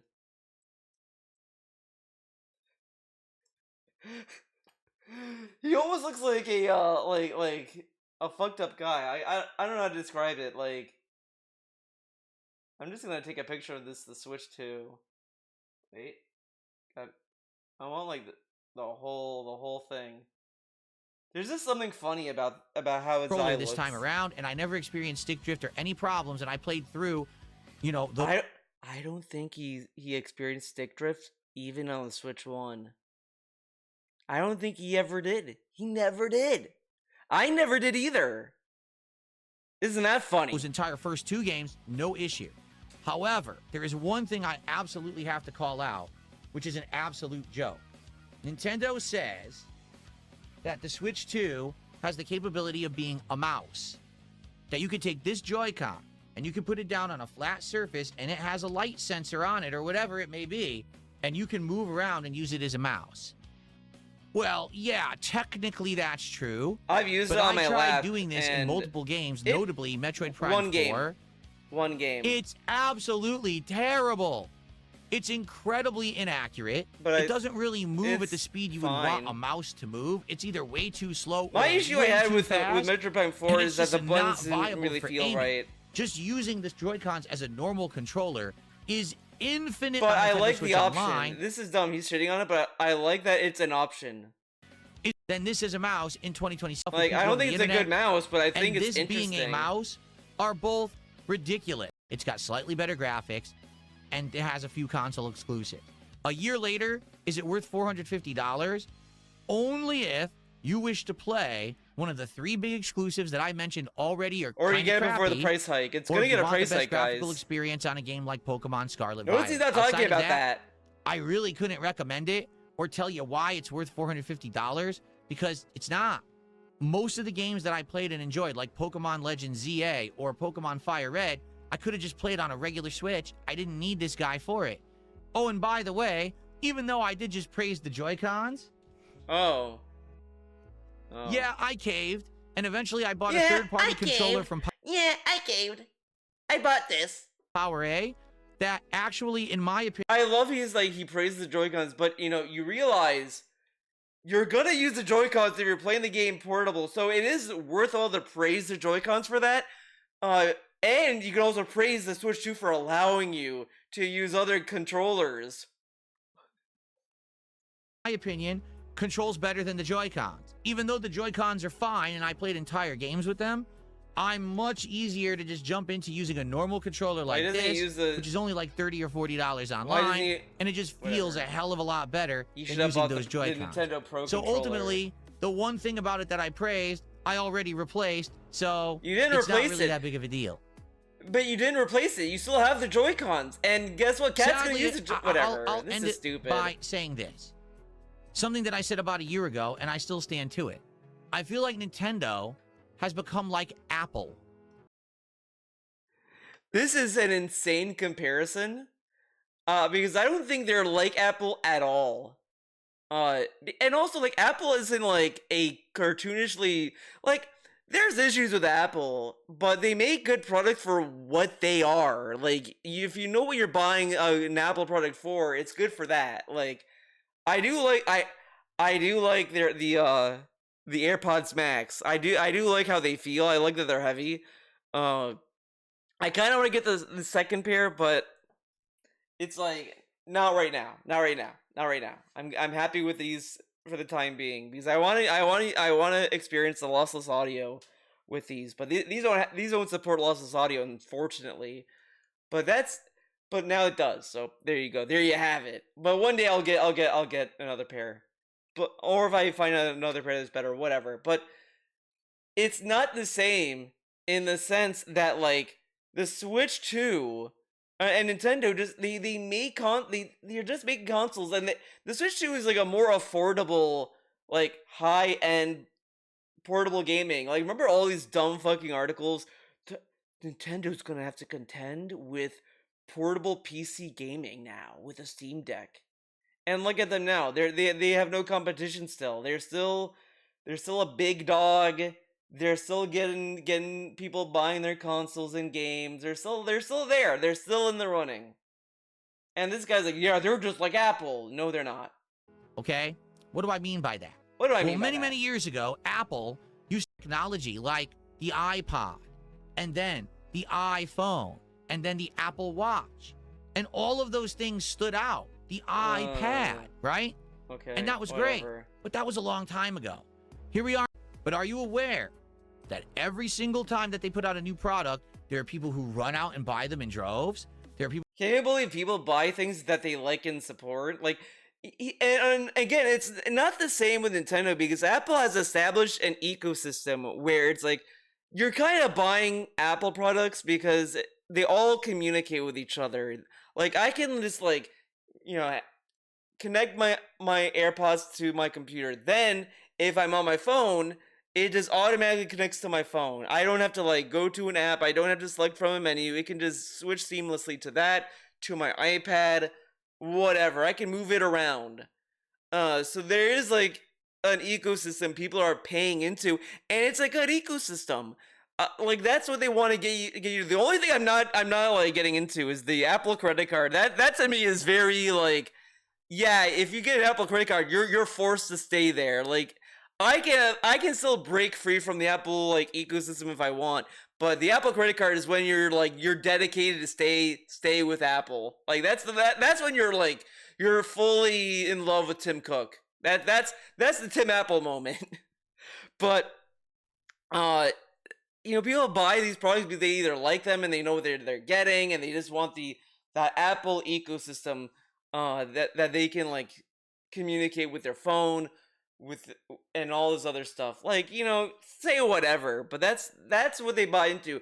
There's no ecosystem with Nintendo. Like, you buy a Switch 2, there's like, what's it going to communicate with? I mean, yeah, I can communicate with the Switch 1, but that's like to do multiplayer stuff, which is natural. But you're not like, oh, I'm going to get a Switch 2, then it's going to communicate with my Wii U, and then it's going to connect to the Game Boy or whatever. Like, there's nothing like that. And it's in a league of its own because it's just focusing on its own, like, what it can do, what it's aiming for, whatever. Like, I wouldn't compare it to Apple because these are two different markets. There are people who try to scalp them? Yeah. Why? I don't know. Apple stopped being innovative a decade ago, but yet they have this rabid fan base of people who consume everything they put out. This is dumb, and this is kind of like really childish to just ignore genuine things that are actually good from Apple. Like, they still have a decent like encryption portion of it. They're still like overall so far like safe, I guess. I don't know. Like, it's been a while. I have an iPad Pro. I've been liking using that to draw on. It's like, I would say honestly, the iPad Pro is probably the most affordable drawing tablet you could get into.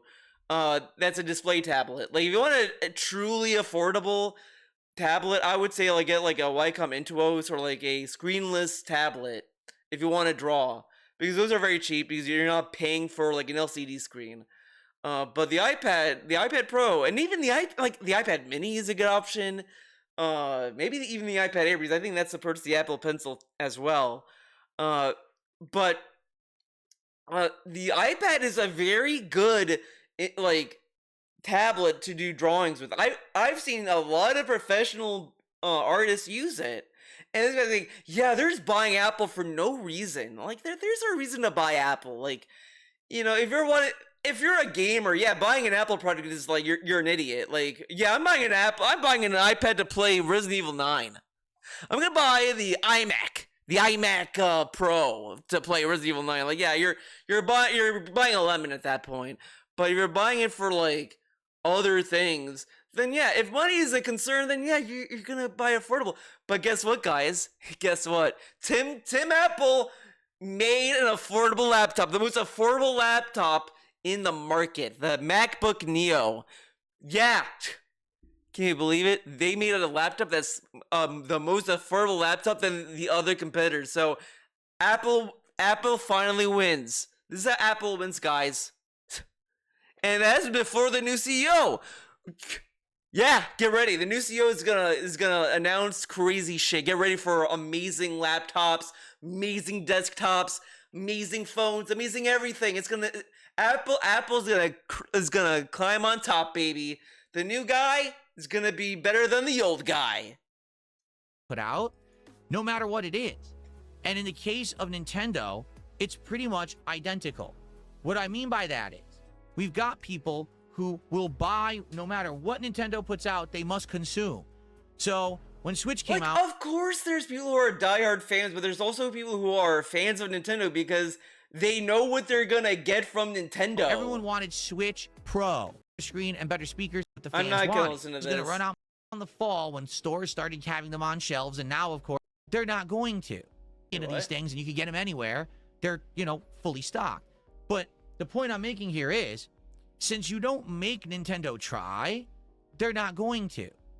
If you consume every single piece of content that Nintendo puts out, if you buy every device and peripheral that they manufacture, they'll continue to pump out garbage and not be innovative and not be creative. There was a time when Nintendo stood out as the company that always tried hard, and when they did a first-party exclusive game, or they had a new not really continued onto the route that now they're milking their customers for more and more. $80 for a launch game in Mario Kart World when blatantly made by people who didn't make the previous games and have no idea what they content rather than more, so it doesn't justify the increased price tag. Metroid Prime 4, which is blatantly made by people who didn't make the no, Retro did make Metroid Prime 4. It started off as a different gaming developer, and then Retro came back to finish the work, and they couldn't, like, do anything drastic because they wanted to, like, finish the work. You know what I'm saying? But if DSP cared, he would have known that, but he doesn't care. So whatsoever. Zero. Yet, they're pushing it out like a new console you must own when there's nothing in this console you need. Keep rewarding slop. We'll give you mid-slop. Meanwhile, he has a video about modern slop and James Bond. Like, I get it to a point, but like, I don't think Nintendo isn't trying. I think they are trying. It's just he doesn't like what they're doing. I mean, that's fine. That's an opinion. And you'll like it, but and you'll pay for it, and you'll even say it's great. You'll say the Switch 2 is an amazing console. You'll kiss the butts of the game developers and say that Donkey Kong Bonanza is better than Mario Odyssey. In reality, I think we're it is actually kind of in a gaming rut. I wouldn't say DK Bonanza is my favorite game either, but Nintendo I like right it now more than in the last Odyssey. year hasn't really pumped out a must-play game, yet people are acting like everything is fine. I don't think that people are in reality right now. These people are like little babies. Or at least as someone who grew up playing Nintendo when they really were innovative during the days of SNES and Nintendo 64, it's very, very disheartening to see that Nintendo doesn't think they have to try anymore. I love that he shits on people with rose-tinted glasses, as this guy literally just said right here. Yeah, they were better back in the day. That is the most rose-tinted glasses thing you could say. Like that's what people who are like who long for the old days would say.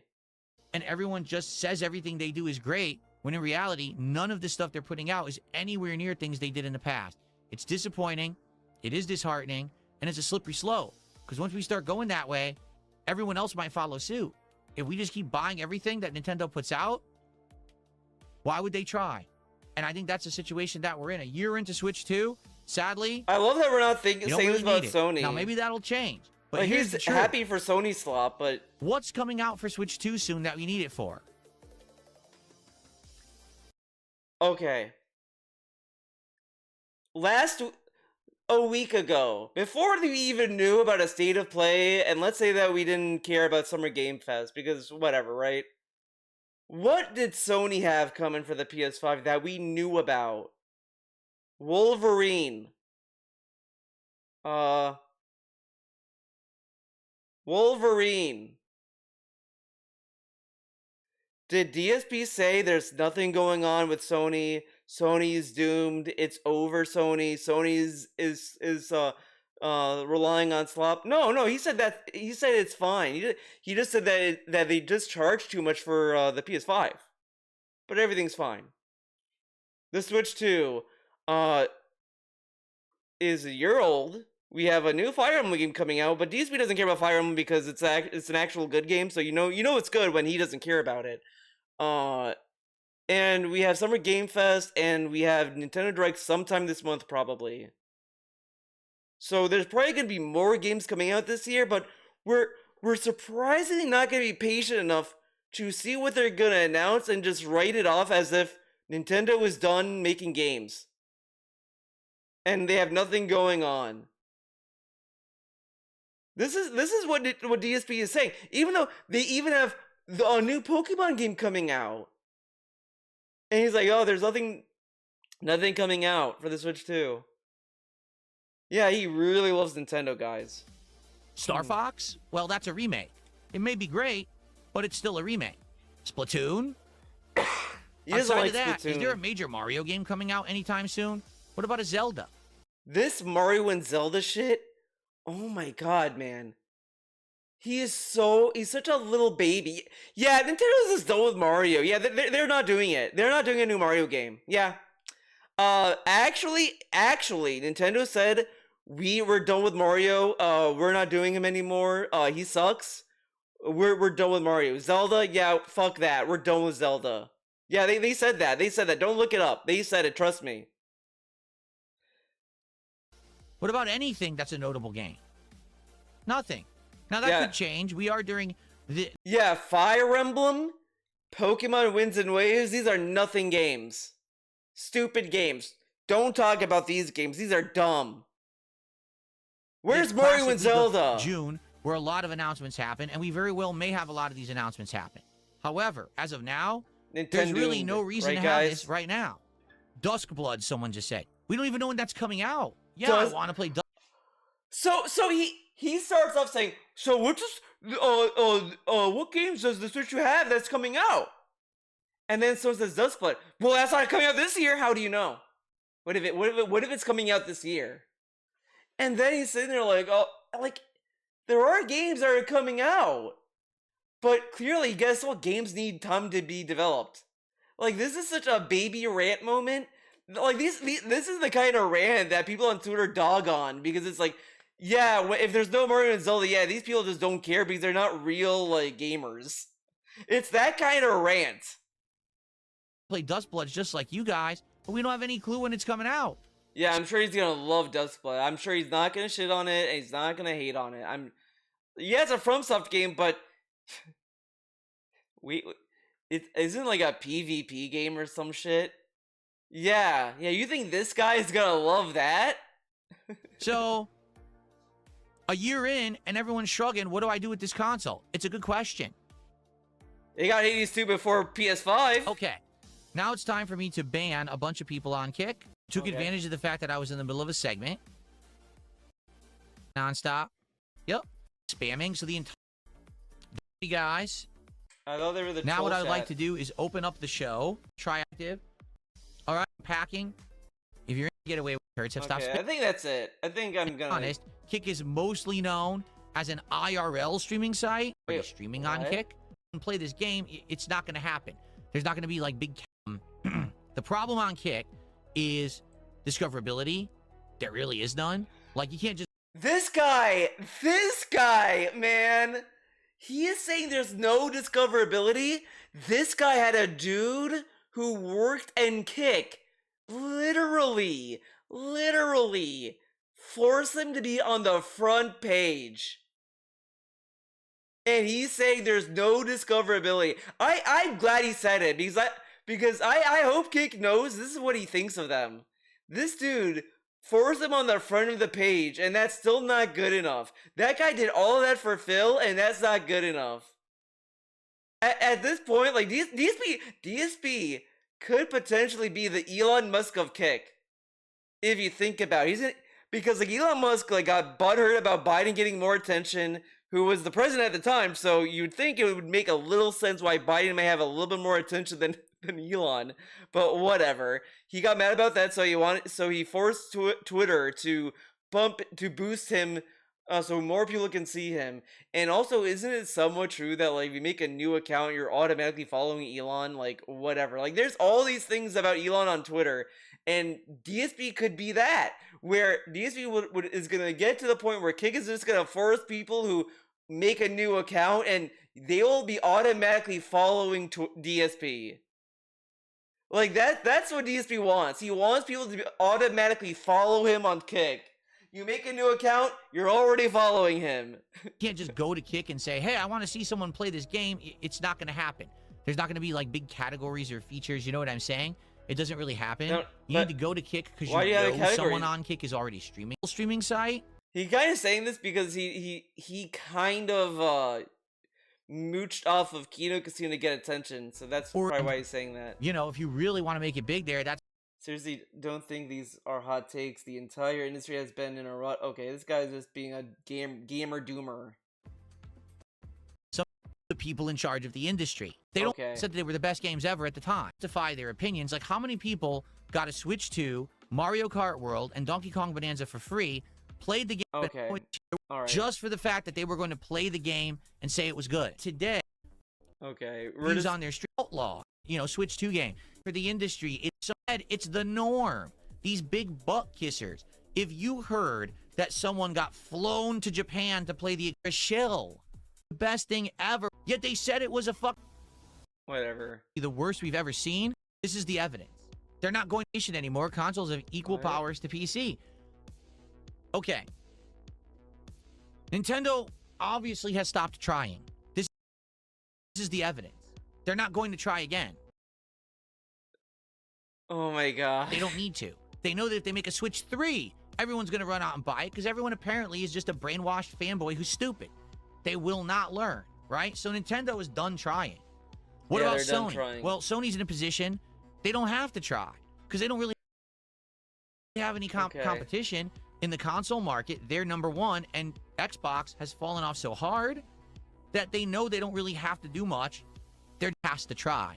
If Asha Sharna is this is stupid because again, it's the utopia idea of this competition shit. When in reality, most of the time, these companies just look at the competition and say, "Oh, they're making live service games that make money. We're gonna do live service games that make money. Oh, they have a subscription model. We're gonna have a subscription model." Like that's all that happens.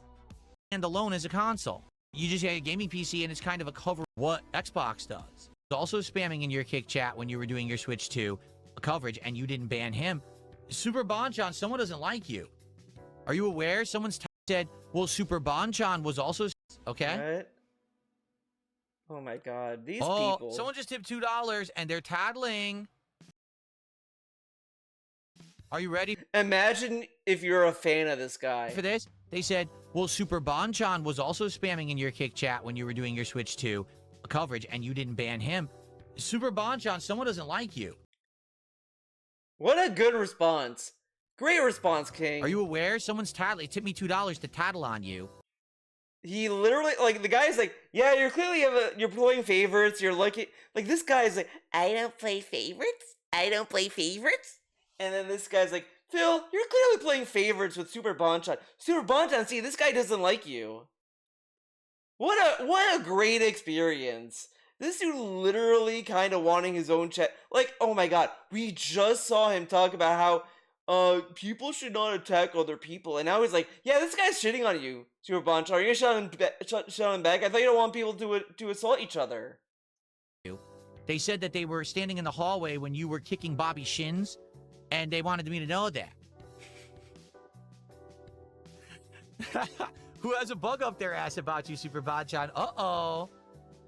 Uh-oh. This is so corny, man. I'm playing favorites, but okay, man, cool. I thought this wasn't a boys' club. What happened to that? Remember when you said my streams are not a boys' club? And look at it now. That's it. Let me get my ruler. This is a boys' I don't know club. what you're talking about. At this point, people should just say, yeah, they should just act as if DSP plays favorites. I mean, he does. I mean, it's not much of an act. You can literally, like, at this point, like, it kind of is, honestly, now that I think about it. Because I remember some people say, like, they accuse people of paying the troll toll, basically. Like, that's all it is. And DSP's trying to like, deflect. Who's Super Bonchan? Okay. But why didn't you answer? All right. Guys, we still got some time. Guys, Actually, you know what? Let me put this back so it can be charged up for Cat. I have just received 3 $50 tips. We're opening 3 packs on today's podcast. I'm just kidding. I didn't get anything. I'm just kidding, man. Nothing happened. Hilarious. What are you, silly? Joking. Don't be silly. Okay. Don't be silly. Don't be silly. But you could make it a reality, guys. Now, I'm sure this is absolutely legit. Jessica Pony on the YouTube side just said, hey, do you lift weights? It's cool seeing a gamer who's actually in good shape, too. Well, yes, I do. Thank you, but I don't think that's legit. I think this is someone intentionally coming over here. What? What? Okay. Now it's trolling to, like, say, Phil, I think you look good. Now that's trolling. Okay, whatever. Maybe he's trying to will positivity into trolling. Alright, guys, I think that's where I'm gonna end it. I don't want this to be a 4-hour video because I decided to include the live stream. But what a podcast. Literally nothing burger of a podcast. Literal nothing burger. Like, come on. It's bullshit. And he hated Nintendo. Like everyone else expected. It's so funny. Everyone was like, oh, he's gonna like chill on Nintendo and all this stuff. And sometimes DSP does go out of his way to debunk people and like change his opinion. But he didn't even try for this because his Nintendo hate boner is so strong. Like, it's so strong. The moment he sees Nintendo, it's just, I hate them. Fuck them. Like, it's automatic. And he loves talking about fanboys. Like, this is the easiest thing to eat shit about, but whatever. Thank you for watching. And I'll see you in the next video. Bye.